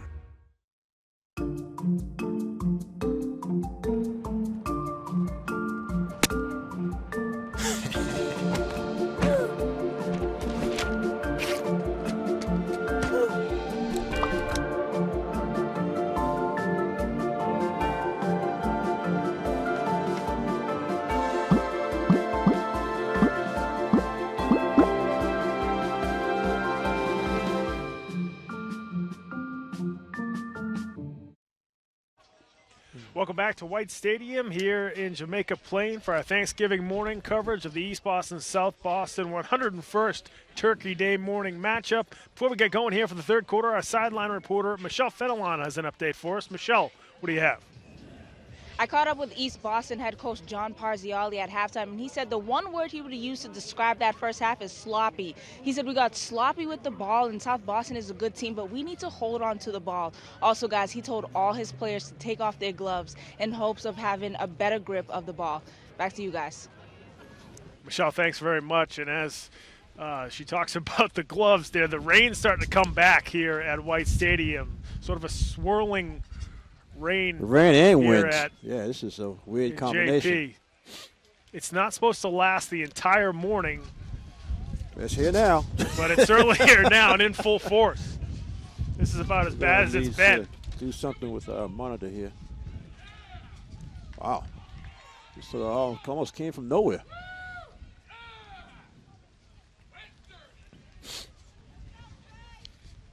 So East Boston will be kicking off.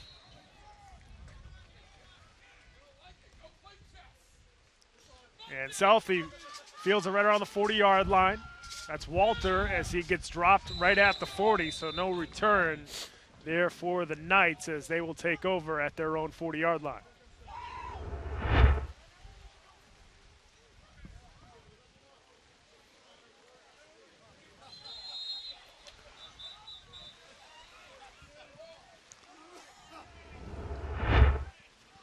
Well, obviously rain adds something else to the mix. We're concerned about the wind, but now we got wind and rain. So I think the passing game for Martin may be put on hold for a bit here because this is going to be tough to get the ball downfield. This is similar to what we had last week with the Patriots and Cowboys down in Foxborough.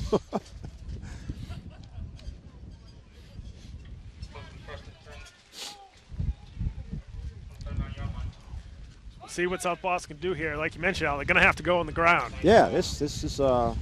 We haven't seen a lot of Avante Withers today, who we saw Bit of a surprise. Yeah, he usually shares a lot of the carries.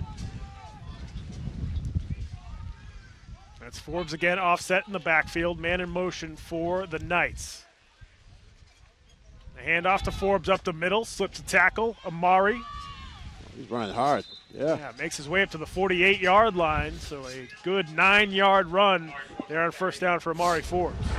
As the offensive line came off that snap well, giving him a chance to break the line of scrimmage, get a nice 9-yard run to start things off. And what's important about that is, okay, you're talking about a defense that is set against the run, and your offensive line is still able to create a hole for the running back. Second and one now for the Knights. The handoff to Forbes again. And that time he has nowhere to go as the Jets defensive line came across. Henry Antunez also out of the linebacker spot coming up for the stop. Yeah, we all talk about split seconds and the fact that the handoff was a little slow. See right there, that slight split second took away the chance for Forbes to make any kind of move to get away from that initial tackler. It's an important series for South Boston. They want to keep this emotion going. Third and almost closer to 2 now. Gary Pimentel officially got the tackle on that play. He's got 6 tackles so far this morning. On third down, rather. It's Forbes getting wrapped up once again.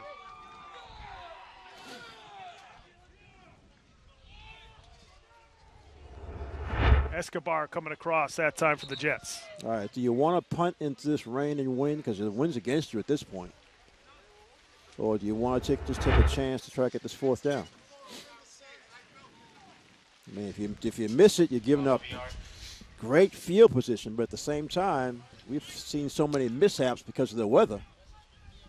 It's like, well, pick your poison Thanksgiving, right now. Take your chance, right? Right. Why not?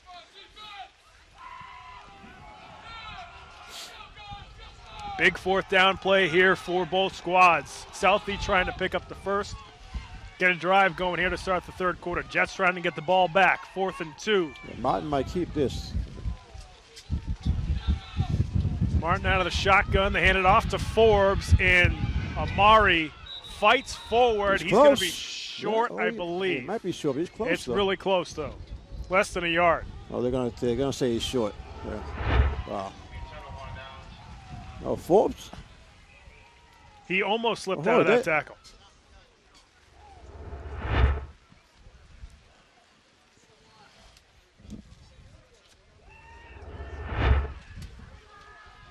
Yeah, Forbes, when they pulled, they were able to pull him back because he had that last, he pushed the ball forward. Just not enough. So the Jets take over at the Southie 48-yard line. Handoff over the left side to Johnson. Amir wrapped up right around the 45, so just a 3-yard pickup there on first down.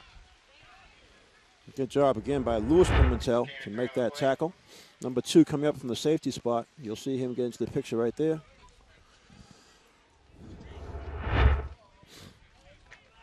Now, okay, now South Boston took that chance on 4th down. Now the defense has to make up for the fact that they weren't successful getting it by getting the ball right back for the offense. 2nd and 7 now for the Jets as it's Johnson again. Johnson down the right sideline. And he's tripped up inside the 15. 34-yard pickup there for Amir Johnson. Yeah, Monty used that speed of his for his touchdown-saving tackle, but Monty hurt himself. You watch right at your screen, you'll see him dive to make the shoulder tackle right there, and actually looks like it got clipped by the cleat of Johnson.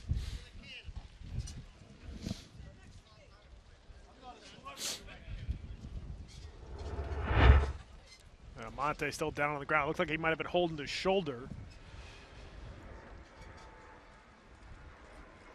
Yeah, he was able to run down Johnson, but yeah, he is pointing to his shoulder. Sometimes when you go to put break. That arm down and break your fall, you can dislocate your shoulder. Yeah, you can. Yeah, it's definitely that right shoulder. Let's watch it again. You'll see. Yeah, he made the tackle with the shoulder, actually.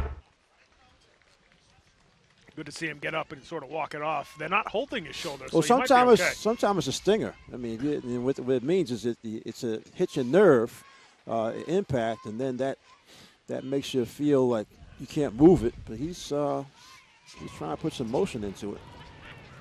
He'll set out at least a few plays.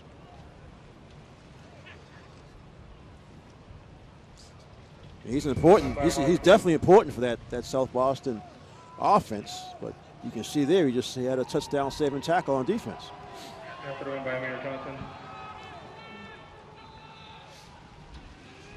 So Amir Johnson, after that pickup, 121 yards on the ground. Now on first down, it's Fuedo with the carry. Christian Fuedo inside the 10-yard line down to the 7.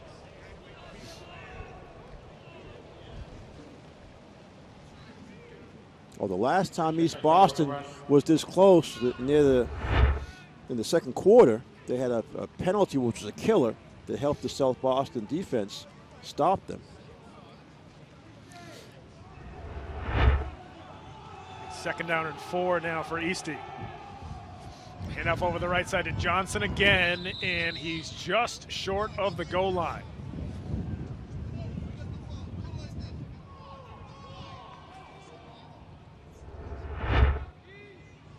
Again, Johnson running straight ahead. Good job keeping both hands on the football and trying to get that last dive. So it will be first and goal for the Jets. What you have to like about Johnson, you see a closer view of it. Again, taking care of the football, keeping it tucked in. Yeah, Coach Parziale always mentions how Johnson finishes off his runs really well. That was a good example. He had two different looks at it. Didn't want to take the chance of reaching it out with all the slippery conditions. First and goal for the Jets. Hand it off to Curtis, the fullback. That time dropped there. in the backfield. Curtis on the run. Yeah, you give Johnson a chance to catch his breath on that play. So you try Curtis, the big lineman, turn fullback. Second down and goal on the 2. Milford Perez coming across the stop there for Southie.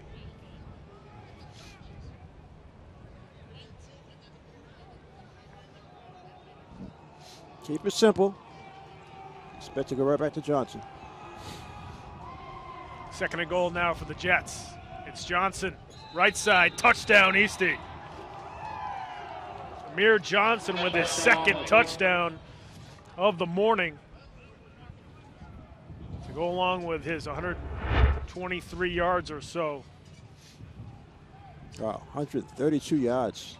Yeah, we're just starting the third quarter. Third down.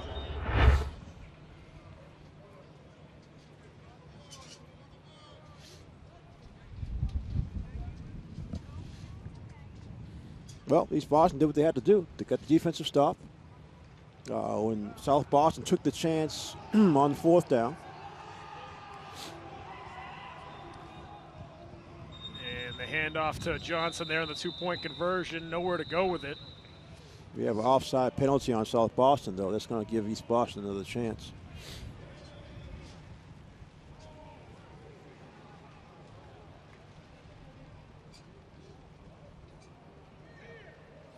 Somebody must have been lined up offside. I didn't see any movement, so it's a mental mistake in the South Boston defense. Yeah, so East Boston will get another crack at it to try to go up by 16.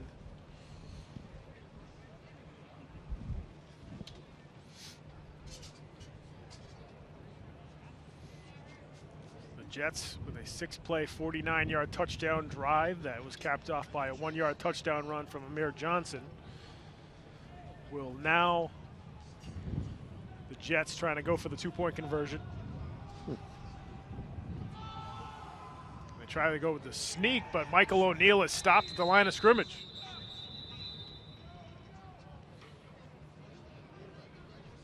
So Eastie unable to convert on that second chance.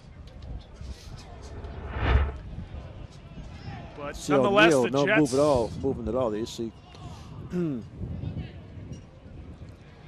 Nonetheless, the Jets on top, 20-6 here, midway through the third quarter.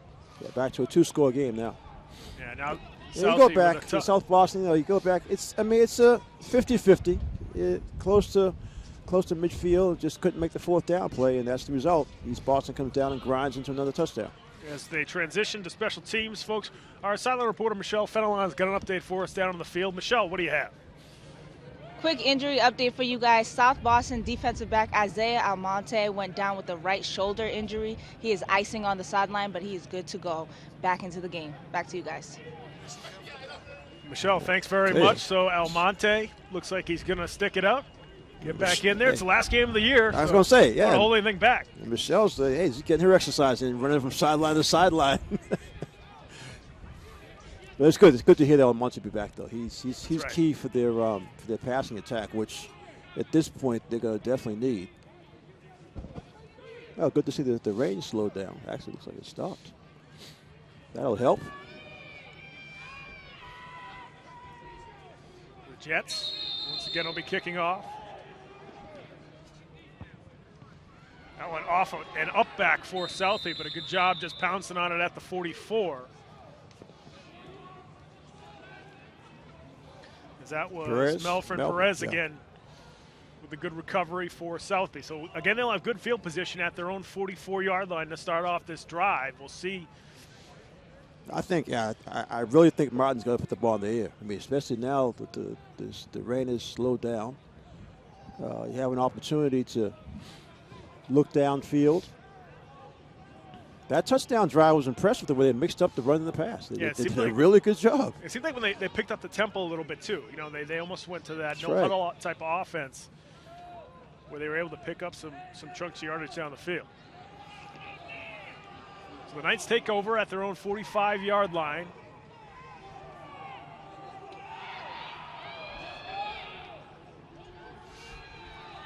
handoff over the left side is to Forbes as he makes his way up to the 49. Got a man down for the shaking Knights. up. Actually, he was throwing the lead block.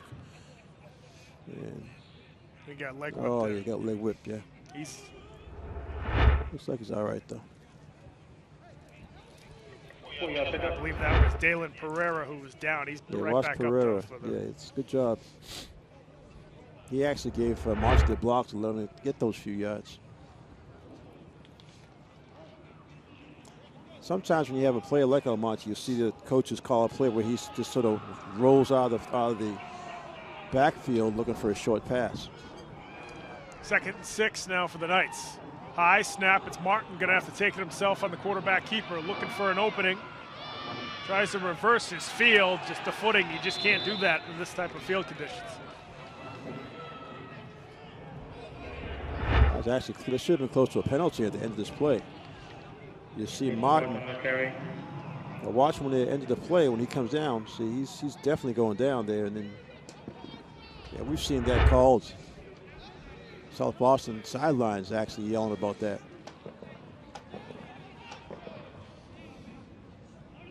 That's a tough play because sometimes the ref doesn't blow the whistle right away. Yeah, it's a momentum slips, play. It's a very bang play. Exactly, because they're still in the play. The defender is going at Martin as if he's still running. That's right. Even though Martin's clearly going down. 3rd and 10 now for the South Boston Knights.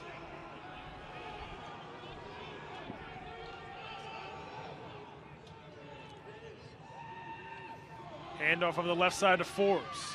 And he couldn't squeeze through. Pimentel once again with the tackle.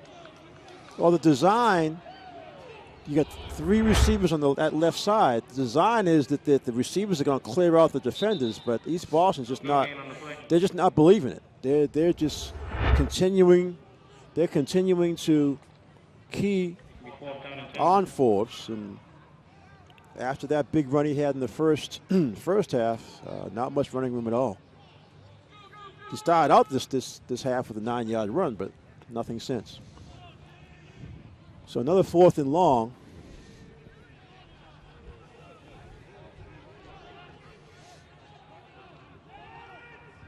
South Boston desperately wants to stay in the game, so they're going to give themselves another chance.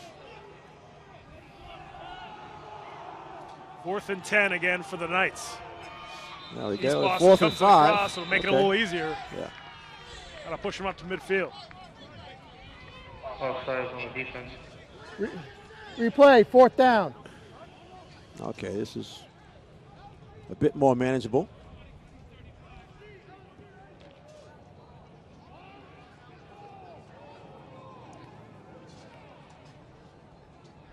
Well, let's see if Martin's going to try to put it in the air.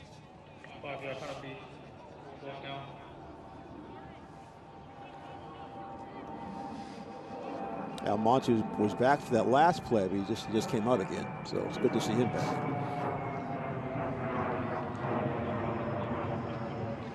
Certainly a guy that Martin could go through if he does go to the air. Split back formation for the Knights. Hand off to Forbes over the right side. Trying to get to the edge. Forbes does. Picks up the 1st down for South Boston. Tell you, Forbes did most of that himself.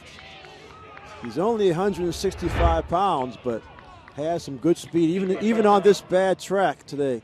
Watch him. He's deep in the backfield right there, but was able to stretch out that stride, hit the line, get by the linebacker, and luckily lost the ball, but it out of bounds already. That's why I always hold the ball on the side that the sideline's on. So you take the chance. The penalty helps, but take the chance, get that 1st down.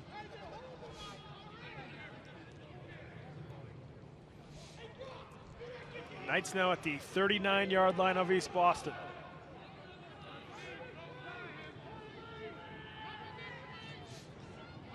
Try to run it over the left side with Forbes. He's got some speed, got some space, and he's dropped right around the 33-yard line. So a 7-yard pickup. They're on 1st down for Amari Old-fashioned sweep. Had a couple of teammates in front. Yeah. Louis Pimentel getting out there to try to make a lead block for the Knights.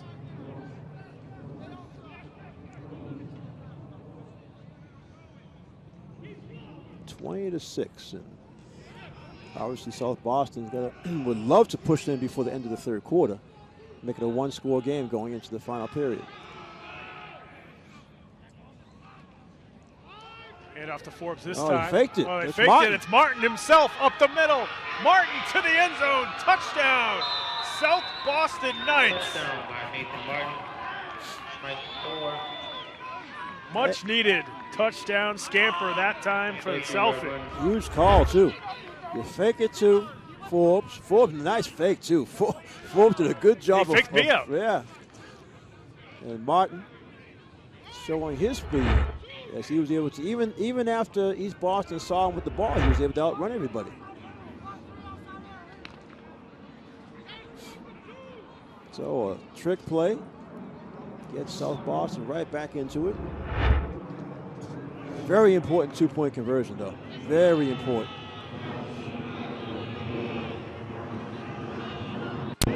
Knights trying to cut it down to 6. Hand off over the right side to Forbes.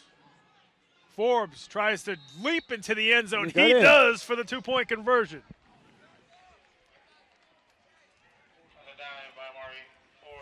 Well, I'll tell you got to give Forbes credit. Go back to that fourth down run where he was able to keep his team's drive alive. They actually gained like 10 yards on that play for 4th and 5. Just like that, South Boston's back in at 20-14. And the reason I was saying it was such a big conversion, so big, out of the 3 touchdowns for East Boston, they've only made 1 conversion. That's so right. Now South Boston's made a conversion. So they're only down 6 points. Sort of keeping stride with the Jets at this point.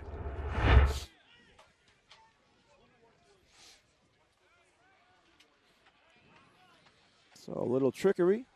Hey, you take chances. We've mentioned for most of this game how much Eastie has keyed on Amari Forbes. So that fake was huge. Oh, definitely. And you have to like the way free. Forbes carried out the fake as if he had the football. It drew 2 defenders away from Martin, gave him a wide open lane to sprint through. Yeah, a lot of young players when they're the decoy, sometimes they stop. Right, exactly. Before it's time. We'll see how the Jets respond. They field it right around the 26-yard line. That's Fuedo, Christian Fuedo down the right sideline. He's going to be dragged down at the 36-yard line. Boy, Fuedo turned what looked like to be not much into a huge return. I didn't see much there in the See beginning. right here, it looked like he was just going to cover it, but instead he picked up a nice block. That's Johnson in front of him. Johnson threw a nice block. So South Boston's got to use some of that emotion from offense to get things going defensively. Get that sideline. That was Amir Johnson in front of him throwing the main block. Scoreboard here says 15 seconds left in the third quarter. Not the official time, so we'll see how many plays the Jets get off here before the end of the third. Johnson on first down makes his way up to the 32-yard line, so just a 3-yard pickup there. Now we're seeing on that play, that was a South Boston defense that's playing like they're only down 6 points. So the way it's really funny, body language and emotion during the course of the game. And I believe that is going to do it for the third quarter here at White Stadium as the South Boston Knights cut within 1 touchdown of the East Boston Jets thanks to this nifty run by Nathan Martin, the quarterback for Southie. This is cooking up to be a good one here on Thanksgiving morning. We'll be right back with the fourth quarter here on Game of the Week. We just finished dinner and it was time for homework. He hates homework. It makes no sense. I don't know how he finds anything in his backpack. I can't find my backpack. I couldn't even read his handwriting. Holding the pencil makes my hand hurt. I know he's bright. Why is it so hard for me? He's I'm just trying gotta as try a hard little as harder. I can. When you can see learning and attention issues from their side, you can be on their side. Go to understood.org, a free online resource with support and tools to help your child thrive. Welcome back to White Stadium in Jamaica Plain for Game of the Week here on Thanksgiving morning as the East Boston Jets lead the South Boston Knights 20-14. Just about set to start the fourth quarter here on Game of the Week. Folks, if you want to follow us on social media, you can go to our Facebook page. Go to facebook.com/GameOfTheWeekBoston. A lot of good stuff up on that site, including videos and different updates about what games we cover. You can also follow us on Twitter at Boston City TV. And if you want to tweet at us, use the hashtag BostonGOW. East Boston Jets with very good field position after the good kick return from Christian Fuedo and a short 3-yard run from Johnson on first down. Now on second down, they give it to Johnson again. This time much more for Amir Johnson as he streaks into the end zone for an East Boston touchdown.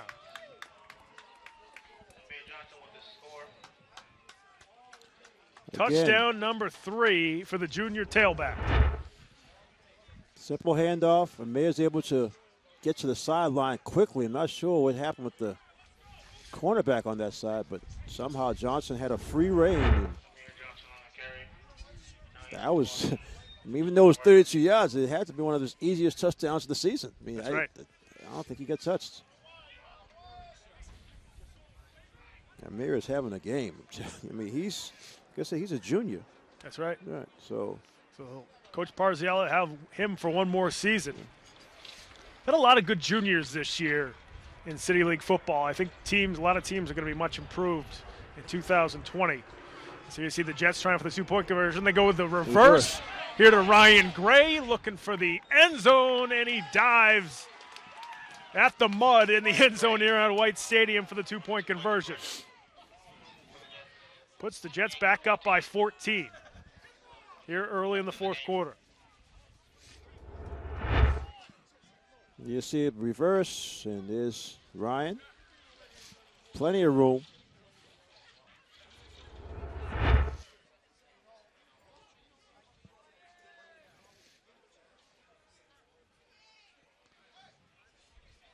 So the Jets now with a 2-touchdown cushion here early in the fourth quarter, and Southie really going to have to string a good drive together on this next possession because time is starting to run out. I mean, it's coming down to how many possessions you're going to have left of the game. And the way that East Boston's just grinding out their running game also kills the clock. Go back to that. I think the key play was Fuedo's kickoff return. That's right. That was huge. Yeah, a 47-yard kickoff return to set them up in South Boston territory so they could stay with their very basic running game with Johnson.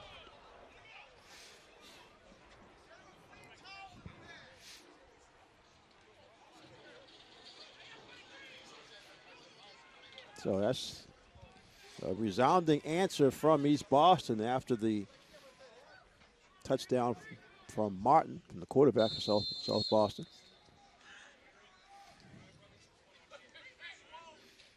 Well, their patented East Boston squib kick that is fielded cleanly at the 47-yard line by South Boston. That time, recovering the ball for the Knights was number 42, Jonathan De La Cruz.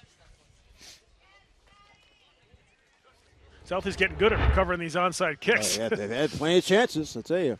They had that one sort of mental lapse, the very first one that they didn't even go after, and it was recovered. Right. East Boston was able to get not only the ball, but that led to their second touchdown.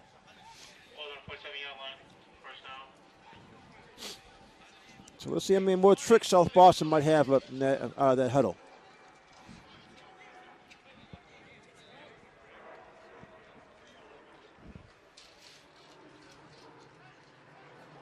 It's the Knights at the 47-yard line. Martin now moving a couple of receivers around. Forbes now offset to his right. It's Martin again on the keeper. Not a huge run there for Martin, but does pick up a solid gain of 4 as he makes his way up to the 49-yard line of East Boston. Again, like you said, Martin, good job. Key is to fake. Always going to fake to Forbes first. It'll be 2nd down and 6 now for the Knights.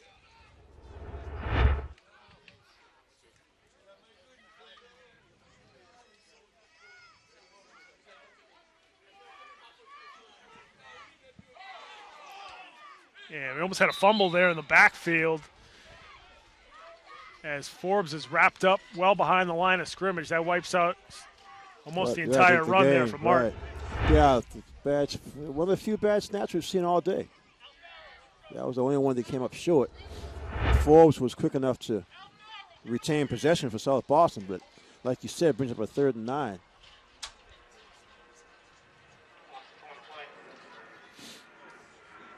Yeah, South Boston's really going to consider. They may just get the ball back maybe one more time after this. So they've got to make something here. This will be 4-down territory for Southie no matter what happens here on 3rd down. A 3rd and 8 for the Knights. Pitch it over the left side to Forbes. And Forbes was almost dropped down. Now gets out of a tackle. Amari Forbes shoots forward up to the 45. We do have a flag on the play. I think that's going to come back. Yeah, block on the back. The offense. Replay the down.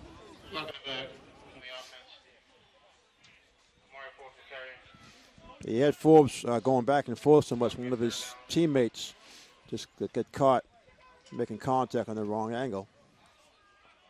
Yeah, you see that happen a lot when a player reverses field like that sometimes.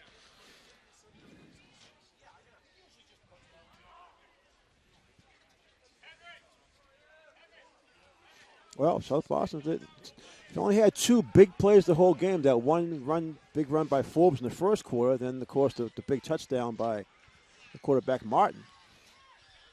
But they've shown the ability to throw the ball downfield. I mean, this situation you want to try to get at least half of this so you can go for it on 4th down. It's a 3rd and 20 now for South Boston.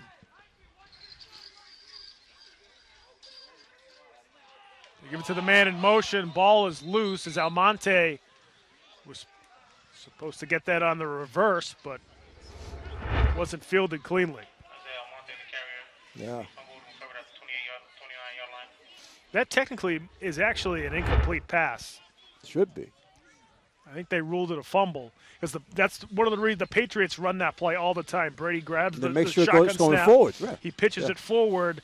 And I remember in an interview one time, somebody asked Brady, well, why do you guys do it that way? Why don't you hand it off? He said, if there's ever any type of juggling and they drop the ball, it's just an incomplete pass instead of a fumble. So right there, that probably should have been an incomplete pass. Well, we still got 8 minutes to go, but this might be it for South Boston in terms of trying to come back. They've got to be able to maintain the position. They got to get 2 scores. Oh, they're going to punt here. Yeah, Martin's back to kick. Just set up to punt. No, they faked the punt, and the Jets are all over it. I'm sorry, that wasn't Martin back there to kick. That was actually Rasher Cameron Stone, and the Jets were able to make the stop, and they're going to recover the football after a turnover on downs. Looked like it was like an option to fake it if you saw something open, but I'm not sure what he thought he saw.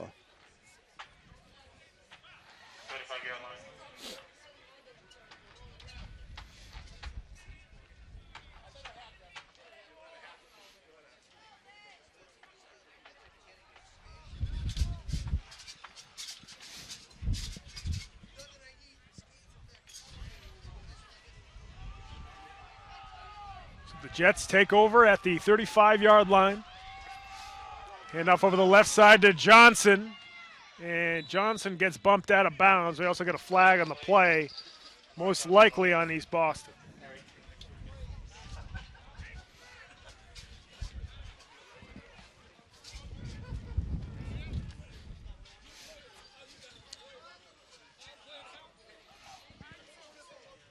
And overall, even with the mishaps and the turnovers, East Boston's pretty Holding, much done 72 what on the they wanted to blue. do Replay, first down. by being able to just run the ball. And Johnson's been so effective, and now the other running backs have done a good job. 10-yard holding penalty there on Sean Curtis, so that backs up the Jets to the 45-yard line of South Boston. Mike O'Neill back in there for Eastie at the quarterback position. It'll be interesting to see next year for the Jets who will be the starter at quarterback. O'Neill's getting a lot of time here late in the season, and Tunez got a lot of time midway through the season. O'Neill a sophomore and Tunez a junior. I think it'll just be a straight-up competition. Fuedo gets shoved out of bounds inside the 40, right around the 37-yard line.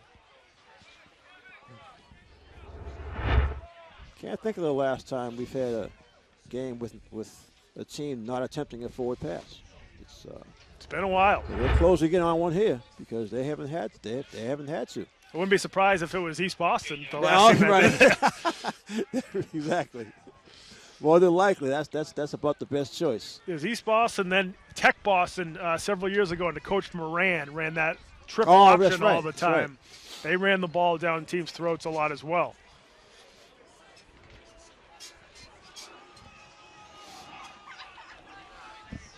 Second and 12 now for the Jets. They give it to Johnson over the right side. Amir Johnson gets gang tackled right around the 32. 6-yard pickup there on second down.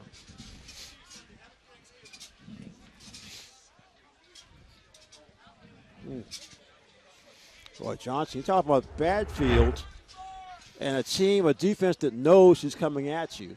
And here we are with Johnson with 173 yards.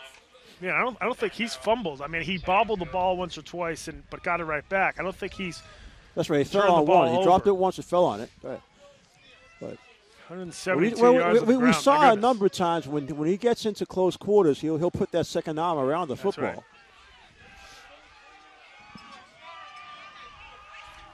Third and 7 now for the Jets. They give it to Johnson again. And Amir, with not a lot of running room, makes his way up to the 27. That's 4-down territory. I mean, because actually killing the clock is more important. You see Johnson again. See both arms in the football because he knows it's going to be gang tackling. Fourth and then what, about 2? Long 2, 3 or so. Yeah, he's going to have to get to the 25 for a first down.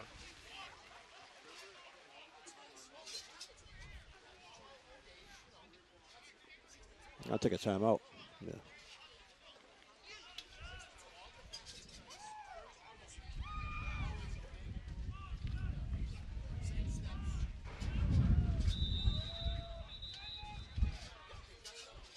And the Jets take a timeout here with 6 minutes.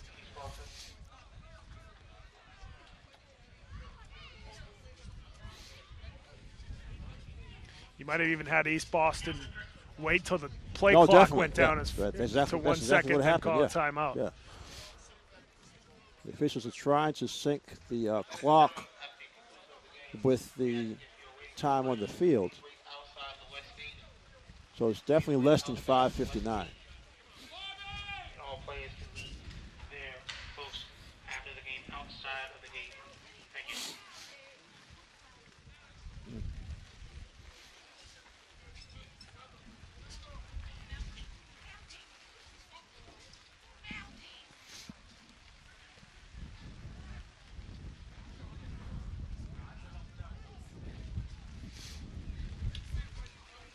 Rain once again coming down hard here at White Stadium. Went away for a little while, but it's picked right back up. Yeah, just to remind us, it is November. Yes, and it is New England. End of November, right. Christmas around the corner. 4th and 2 here for the Jets. They give it to Johnson, and he is stopped right in his tracks. Nowhere to go for Amir. Might have even lost a yard on the play. Southie's going to take over on downs.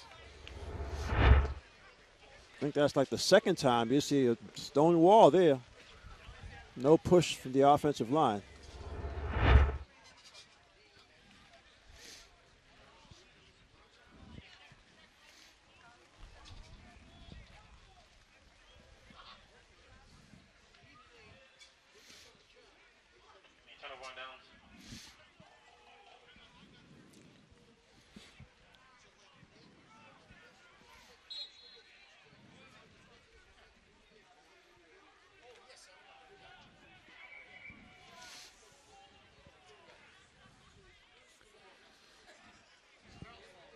About 5:22 left to go here in the fourth quarter. And now the South Boston coach is talking to the head referee. Not sure what the discussion is now. Yeah, I mean, it was definitely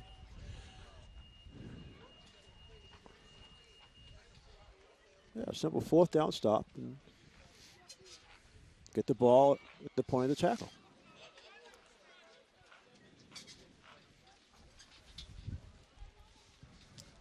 I can't. Yeah. I'm just still not sure what the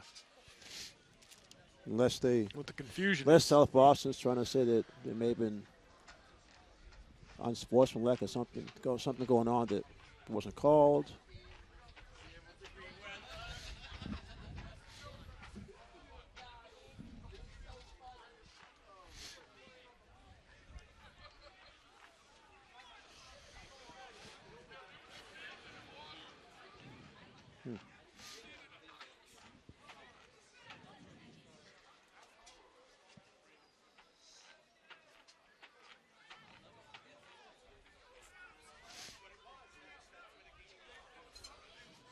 I'm not sure if there's a question about the time that's being kept on the field or. But that. I mean, we normally that wouldn't take this much of a discussion. Right. And we had a very simple play to have a turnover on downs. I'm not sure what the discussion is now.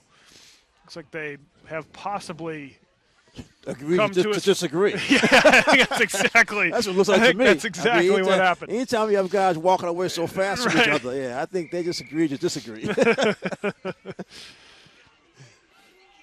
Meanwhile, South Boston got to get the ball in the air. Southie's got to score quickly to have a chance here in the fourth quarter. Martin out of the shotgun, flips it over to Forbes on the screen pass. And Forbes is dropped right around the 27-yard line. Make that the 26.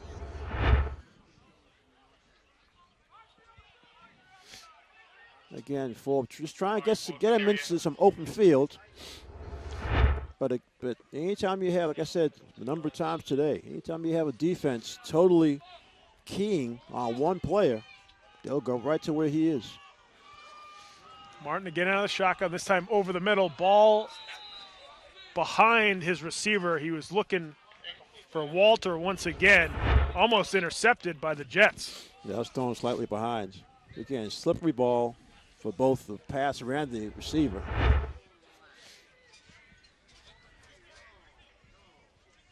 Makes it tough.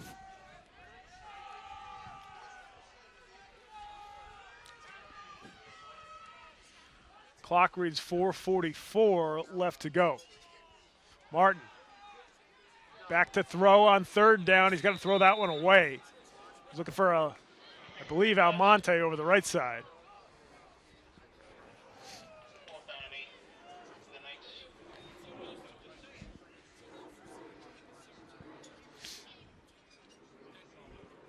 Well, we've seen them try the screen pass. We've seen them try the quarterback draw. Not much to the wide receivers. Again, the conditions have really stopped them. Quick update here from our sideline reporter, Michelle Fenelon. Michelle, what's happening? Guys, that conversation you just saw with the officials and the South Boston coaching staff was about the clock. They had a lot of questions, and the officials just said, the clock you see on the scoreboard is not official. We have the official time. Back to you guys. Michelle, thanks very much. So we were right. It was about the clock, but that was a long discussion about how much time should be left in the clock. The discussion was longer than what's left. On fourth down, they try to run a draw with Forbes. Yeah. And he is stopped just past the line of scrimmage. So another turnover on downs. Now back to the East Boston Jets. Yeah, a really frustrating game for South Boston. But they had a couple of spurts of encouragement and excitement, taking over, creating turnovers, and then capitalizing to get their 2 touchdowns. But overall, the fact that you had Forbes just being keyed on the entire game, very little running room for him. He had that big 50-yard run in the first quarter, but everything else, I mean, he's had some nice runs, actually, shorter runs, but it's just been tough because there there wasn't like a second or really third option in terms of a threat. I mean, that the trick play with the fake and the run by Martin, the quarterback, got the second touchdown. But overall, East Boston's been able to do what they want to do. Johnson to the outside, gets dragged down inside the 35-yard line at the 33. You got to wonder if the East Boston sideline knows that Johnson's close to a 200-yard game. We got a South Boston player limping off the field here. Yeah. Can't quite see the number. Because normally in this situation, East Boston puts in a lot of their backup players. Who's that, 74? Yeah, Jadari Morale. Yeah. Number 70, having to limp off. Jadari, a senior, not wanting to leave his last high school football game in that fashion. He's going to have to come off here with a few minutes left. 2nd and 4 now for the Jets. Handoff to Johnson over the right side. Picks up a couple more.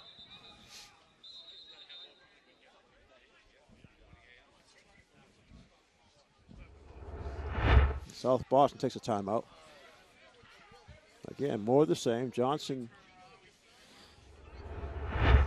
he's been the definition of a workhorse today. He has. I mean, he has. He's given done these conditions. A lot of different kinds of runs, he plays too. both sides of the football. It's like he's going to come out now for a bit of a break. Yeah, he picked up the first down there in that last run. The most problems he's had has been with his helmet, trying to keep his face mask clear. Keep all the dirt out of it. Yeah, he's trying to get all that mud out of his face. He's had some game, though. He really has. We saw him earlier this year against Latin Academy in their last regular season game before teams started playing the playoff games, and he had that big touchdown run. Oh, he's something. He's like I said, remember him last year. He made some big plays on special teams last year. That's right, and defensively, too. Then on defense, but this year, clearly. He's been their main guy. He got put into that offensive backfield and carry after carry. And he's not, he's listed, you look at it, look, he's listed 150. It's 5'10", 150, which is not what you consider a big inside the tackles type runner, but that's what he does. And we've seen him step outside to the sideline and use his speed to get downfield. So he's setting himself up for a huge senior season next year. And we've seen the progression of him really get better every game for East Boston. Coach Parziale mentioned that as well, how much he's gotten better as the season has gone on. But Johnson getting a breather as of now. The handoff over the right side to Oriave. He skips through a couple of tackles and then makes his way up to the 14-yard line.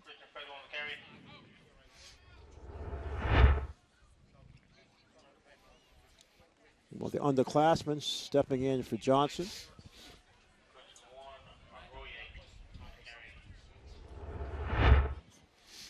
So East Boston, I mean, they keep this string going. They've won.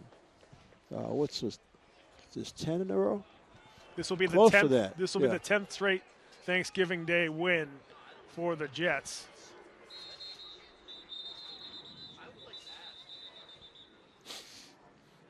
As that time, Curtis had nowhere to go with that carry.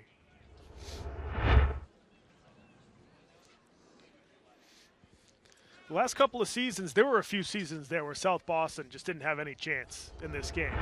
And then over the last 2 or 3 seasons, Southeast has made it, a much better competition here on Thanksgiving morning. Certainly they've kept it close to late in the fourth quarter here today. Last year they lost 20-6, I believe. The year before was about the same score, or 22-6, I think. So Southeast getting close. It wasn't that long ago that I remember the one game they literally just had like 13 players in uniform. That's right. Now they've combined now at the Burke, so there's more of a pool of players to draw from. But you're right, it's a process, and in some cases it can be a long process. But they do have a number of sophomores and juniors coming back, which I'm sure Coach Satterwhite is looking forward to working with that. So another timeout was called. I believe I'm guessing it's South Boston who called that timeout. With about 2.5 minutes left, they haven't stopped the clock yet. So that they're trying to fix it. They're trying to sync it in with the clock on the field. But like I said, you look at the roster. There's a number of sophomores and some juniors sprinkled in there. So obviously, Forbes the senior, you lose him, your best player. But I think Martin the quarterback's a senior also. That's right. I think Withers is as well. But you'll start. You'll have other guys. Though. That's why it's key. Young. It's so key to have guys work during the off season. That's what coaches a lot of times aren't always successful getting buy-in from the players. Some of the players play other sports, have other interests, so they don't necessarily look at it at the off season as being that important. They start thinking about football in the summertime. You start doing your drills and your conditioning. But for teams that invariably, we've seen over the years, the teams that are very good all the time, they have their players committing to off-season work also. Oriave getting the carry here on 2nd and goal. And he stopped short inside the 5-yard line. One of the things we've seen, too, across high school football, not just in the Boston City League, is if you have a good offensive line, that can take you a long way. And it seems like a lot of teams now are just having a tough time really getting kids to buy into becoming good offensive linemen. Because every kid grows up wanting to be, the ball. Running back, you want to touch the quarterback, the receiver now, because teams are throwing a little bit more, even tight ends. We've seen some offensive linemen switch to tight end because they want to catch the ball, but not a lot of kids, really want to be offensive linemen. If you can become a good offensive lineman, I mean, these guys, that's what colleges are looking for. Oh, definitely. And especially if you're young and have size as a ninth grader, and the coach will try to give you that path, just like you're saying. In your mind, even though you're a ninth grader, you're thinking about, well, what else could I do? Could I be a receiver? And for some reason, defensive linemen, they usually have a better chance of convincing someone about that. That's right. But you're right. Offensive lineman, get my head beat in every play. Right. And I don't show up on the stat That's sheet. right. I'm never mentioned in the newspaper. Unless I have a penalty. Yeah. It's like the kicker. You never get congratulated. Oh yeah. Talked about until you do something wrong. Well, the Jets' offensive line has performed very well today. They have 296 yards rushing here against Selfie. Haven't attempted a pass, so haven't needed to. That's that's unusual. They give it to Johnson over the right side. Yeah, I'm a little surprised he's even back in there, but they might. I don't know. They might know he's close to 200 yards. Yeah, he's at about 190, 192, I believe. 190 right now. So he won't get to 200 unless East Boston gets a penalty here before their 4th down run. But you think about East Boston, okay, for them, this is considered a down season, 4 wins. Well, this will make it 5, actually. But they're used to always being over 500, being in the race for the playoffs. Exactly, right. And in some cases, looking to go past the first round. So you look at the juniors and sophomores they have coming back. Again, a lot of work done in the offseason, and you can turn it. You can turn a 5-win season into 7 or 8 wins. Clearly, next season they're going to have one of the best running backs in the city with Johnson. No doubt about that. And you have some of your backups in there. Fuedo is a good player. Oriave believes is senior, but they'll have another guy that'll get in there. They always seem to have, good juniors and seniors. And then what you talked about, the a competition for quarterback, that'll be key. You got a junior and a sophomore who will be a senior and a junior next season. So it changes every year. That's why it's and even for South Boston, same thing. Like I said, I was looking at their roster. They have a bunch of 10th graders. The key is try to keep them all interested enough. That's right. To want to commit to keep playing football, because clearly a lot of inexperience. Those are the guys that the coaches will try to convince to play winter or spring track as well, keep them in shape. Oh yeah, yeah. One player that East Boston is missing today because of a knee injury a couple of weeks ago is Chris Clara. He's been a starting linebacker and also gets in there at fullback once in a while for the Jets. He's not there. He's only a sophomore this season, so they'll have him back as well. He'll probably get some more carries next year on offense to go along with being one of their best linebackers.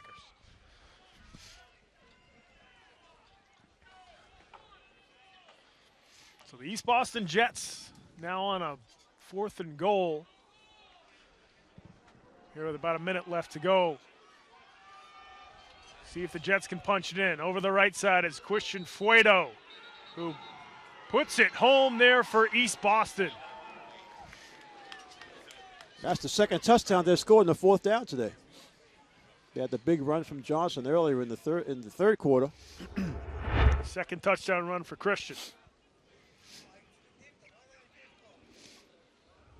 He actually crossed the pylon and then got the ball punched out, but plays over once you cross that goal line plane. So now the Jets looking to tack on the 2-point conversion.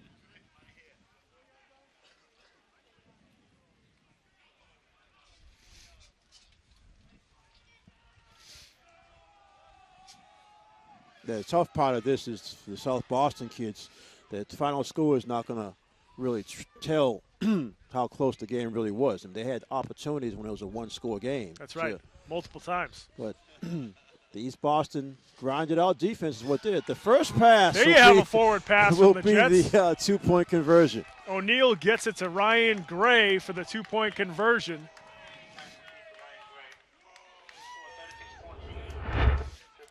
And you see, here's the replay of that as Gray is wide open in the end zone. One thing I just saw that was I'd like to see there for East Boston is Henry Antunes, who was the starter for several weeks for the Jets, and now it was O'Neal who got the start today. Nobody was happier that Gray threw that 2-point conversion than Henry Antunes. You're right. That is important because those two kids know they're going to be. It's going to be the two of them next year. Exactly. They're going to be battling it out.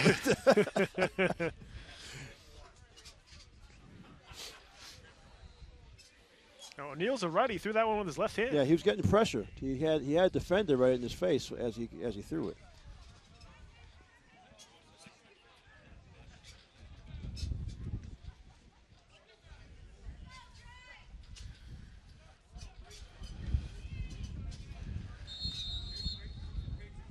So the Jets will be kicking off.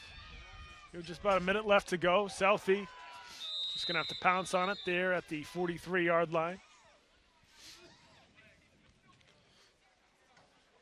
Well, we talked about this back when South Boston played English back in early October, and that Southie and Burke have combined for this co-op. And Coach Seti White mentioned he called Ryan Conway several times, said, "Hey, how did you handle this? How did you handle that?" Because the English football program went through that last year for the first time with New Mission. He said there's a lot of ins and outs. There's a lot of different things you got to work out when you do this co-op program, and it's going to take some time, but it certainly helps that you have a few more numbers this year for South Boston. Definitely. You were able to pick up a win a couple of weeks ago. So the Knights will have some things to build on. It's just the whole process of generating the income, generating interest. Martin rolling to his left, looking for a receiver. That ball falls incomplete. I think that ball might have been wet. It looked like he was trying to adjust the ball before he threw it.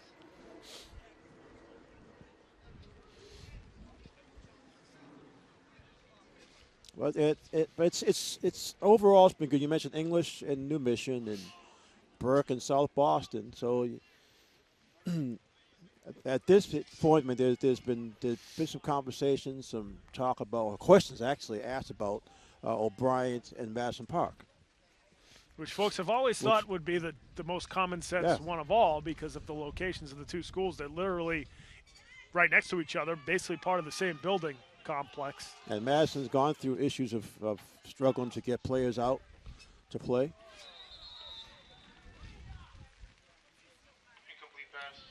And certainly unfortunate for that Madison program, too, because, a couple decades ago, they were really good. Yeah.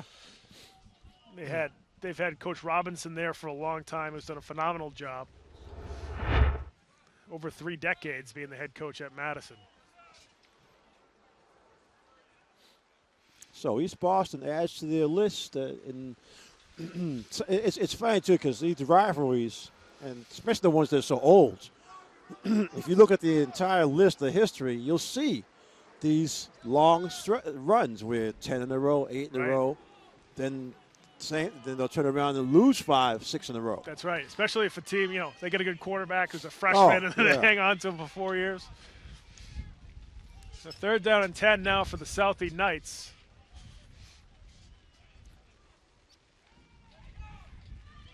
Martin looking over the middle. And the pass is complete there at the 45-yard line. It's first down. But that was Almonte who got the catch over the middle. Now it's Martin. Again over the middle. That time the ball falls incomplete.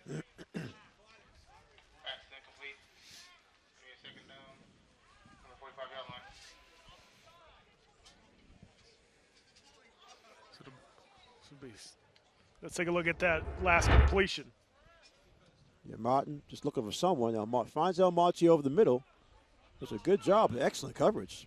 He was able to pull it in, complete for the first down. 2nd and 10 now from the East Boston 45.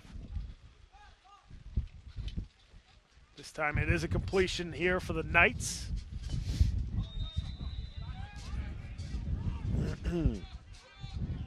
Yeah, if they don't hustle, that's going to be it.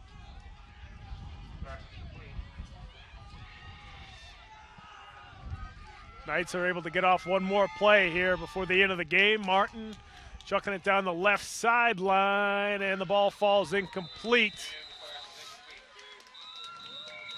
And that is going to do it here at White Stadium for the 11th season in a row and 54th time overall. The East Boston Jets defeat the South Boston Knights here on Thanksgiving Day morning at White Stadium. Today it's by a 36-14 score, and there were some opportunities there for the South Boston Knights to tie it up.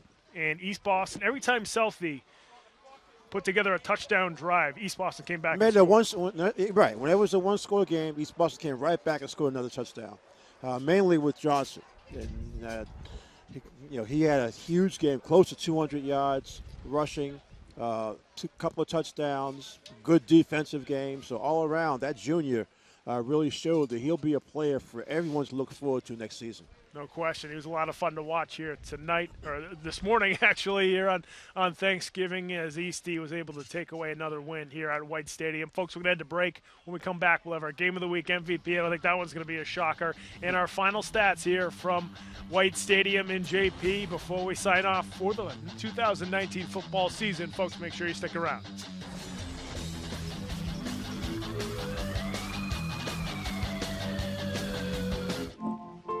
Foster safety. Foster hope.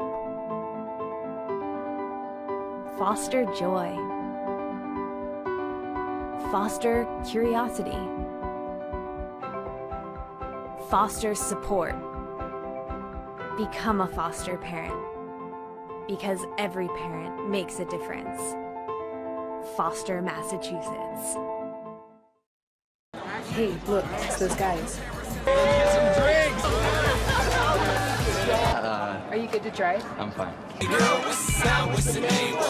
How many did you have? I should be fine. You should be? You go and step out of the vehicle for me? See ya, buddy. Good luck. So turns out, buzz driving and drunk driving, they're the same thing, and it costs around $10,000. So not worth it. First time I tried Vicodin, it was laying around my mom's house. And I kept taking them whenever I could get them. I didn't know they'd be this addictive. I didn't know how far I'd go to get more.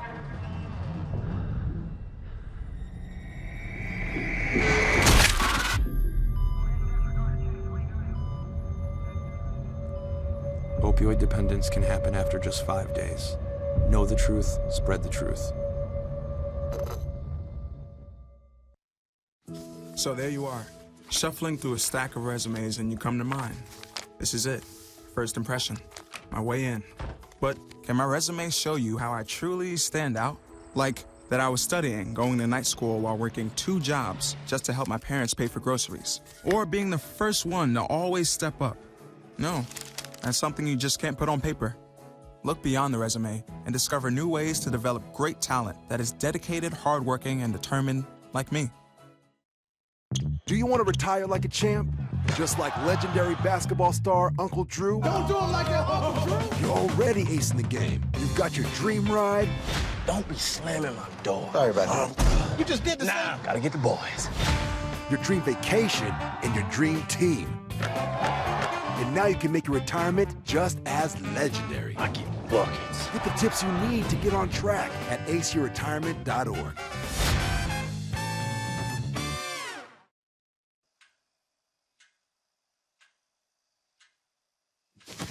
Awkward. I'm the awkward silence. You try to avoid me, then there I am again. But an awkward silence can be a great thing. Like Kelly here is about to demonstrate. You haven't really been yourself lately. Are you okay? Find out how you can help a friend with their mental health at seizetheawkward.org. Queen is just my everything.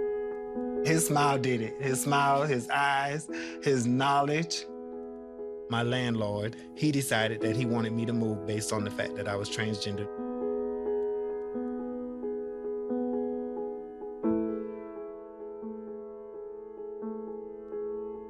Let's just respect people in everyday life for just being human.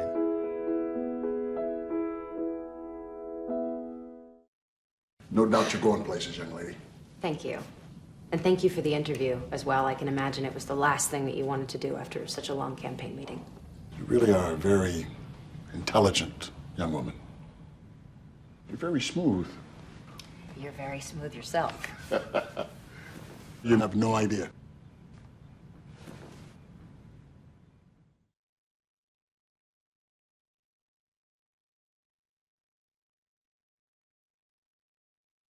Why is my son having trouble in school? Finding lowest airfare to Istanbul. No, I'm tired of fighting with my son over his homework. Home, walk, restaurant. Need a review? No. He's smart, but his mind wanders. 7 wonders of the world. Why don't you understand me? I do. I was trying to show how Connor feels every day. Redirecting to understood.org. Join parents and experts at understood.org, a free online resource about learning and attention issues to help your child thrive.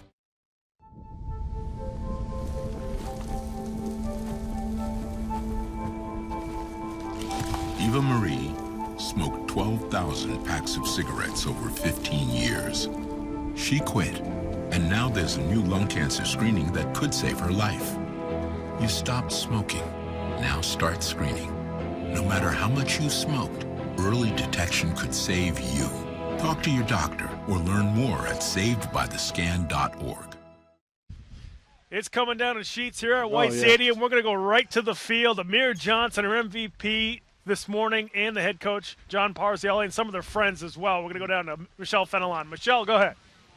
I'm joined now by Amir Johnson, head coach John Parziale, and the entire offensive line. Amir, 3 touchdowns for you. Why were you so effective today? Well, first things first, I want to thank my offensive line for blocking. I wouldn't have done without them. You know, for me to get touchdowns, they need to get good blocks and all that. And I just want to thank them, the team, everyone. And I love this team. And we got to win on Thanksgiving for the seniors, and it's good. How much do you look forward to playing this Thanksgiving game every year? I'm just excited to play, and last game of the season, and we got a winning streak going, and it's good to keep that streak going, for the community and the team. And yeah, it's always fun playing in Thanksgiving, and especially in field like this. It's pretty fun, even though it was all money, but I don't care. We won in the end, so. Thank you. Congratulations on the win. I'm going to move over to your coach. Coach, you have yet to lose a Thanksgiving game since you took over as the head coach. Don't say it. We don't talk about that. But how special is this rivalry game for you? It's great. We're in the second century now. It was over 100 years now, and these guys, they bust their behind. They work hard. We practice on some grass. It was a quagmire out there. My friend Johnny Roberts knows. We laugh about it all the time. So, it's SAT word for you kids. And it was a mess, but we got it done. And these kids are great. And it's a great win for the community. And all the old timers that come back, they just got one question: did you beat Salty? And we can say we beat them this year. We're lucky. And kudos to Salty. They played a hell of a game. It was back and forth till the very end. They did a great job. Sloppy first half, different story second half. What changed? Well, I think the kids, we had to figure a few things out. And, again, on the grass is a little different for us, but it was a lot of fun because everybody plays on the turf nowadays. And this is back to old school. We like to run the ball, and the kids, you can see, we had a great time with it. Looking back on this entire season, how would you assess it? I think it was successful. We had a great year. We only lost a few games by like one touchdown or less. We were in every game just about, and the kids played hard. And we found ourselves at the end. We got a winning streak going, like Amir said, and we had a very good year. And it's a testament to have these 35 guys out here on Thanksgiving morning busting their behinds to get a win for Eastie. Thank you, Coach. Congratulations and happy Thanksgiving. Happy Thanksgiving. Back to you guys. I think those guys are excited about a win. The East Boston Jets have made it 11 in a row overall, 10 in a row for Coach John Parziale as head coach of Eastie. Folks, we're going to take a look at the final stats here from White Stadium before we sign off here in 2019. And first up, it's the South Boston Knights. South Boston, not a lot on offenses. They really got held up pretty well. Monty ended up 45 yards, 3 carries. Martin, the quarterback, had that big 32-yard touchdown. 39 yards overall with 3 carries. Receiving, Monty 3 catches for 14 yards, 1 for 4 for 10. Martin, tough day to throw the ball anyway, so even though he did throw it 19 times, not a whole lot of success, just 7 completions and 53 yards. Let's take a look at Eastie's final stats. East Boston, much different. You see Johnson, you heard him just a minute ago. A fantastic game, 190 yards, 22 carries, 3 touchdowns. Fuedo, 51 yards on 8 carries and 2 touchdowns. So 5 touchdowns between those 2 players. Excuse me. The one pass that was thrown the entire game was for a 2-point conversion for 3 yards to O'Neal. So East Boston wanted to run. They insisted on running, and they kept running. That's all they did the whole game on their way to a big win. 301 total yards on the ground for the Jets here this morning on Thanksgiving. Folks, I just got to thank our crew. They did a phenomenal job here this morning with the rain, the wind. We were here at 6:30 in the morning setting up. Real call, right? The alarm clock was much older than that, too, for a lot of folks here. But our guys did a great job. They've done a great job all year, so I just want to thank our crew for all they've done here in the high school football season in 2019. Folks, you want to watch this game again or any of the games from this season, make sure you go to our website, www.cityofboston.gov/game of the week. All the games from this season are up there. You can also go to our Facebook page. Go to facebook.com/Game of the Week Boston. A lot of links, videos, pictures, updates. Check that out. We got a couple of basketball players who have signed on with some colleges. We posted that on our Facebook page. You can also follow us on Twitter @Boston City TV. And if you want to tweet at us, use the hashtag BostonGOW. Fantastic 2019 football season. Basketball season is right around the corner. It comes fast as soon as Thanksgiving happens. So it's going to be a lot of fun. We'll be right back in January with our basketball coverage. But for right now, I'm going to say so long from White Stadium here in the 2019 football season. Folks, we'll see you next time here on Game of the Week. Take care, everybody.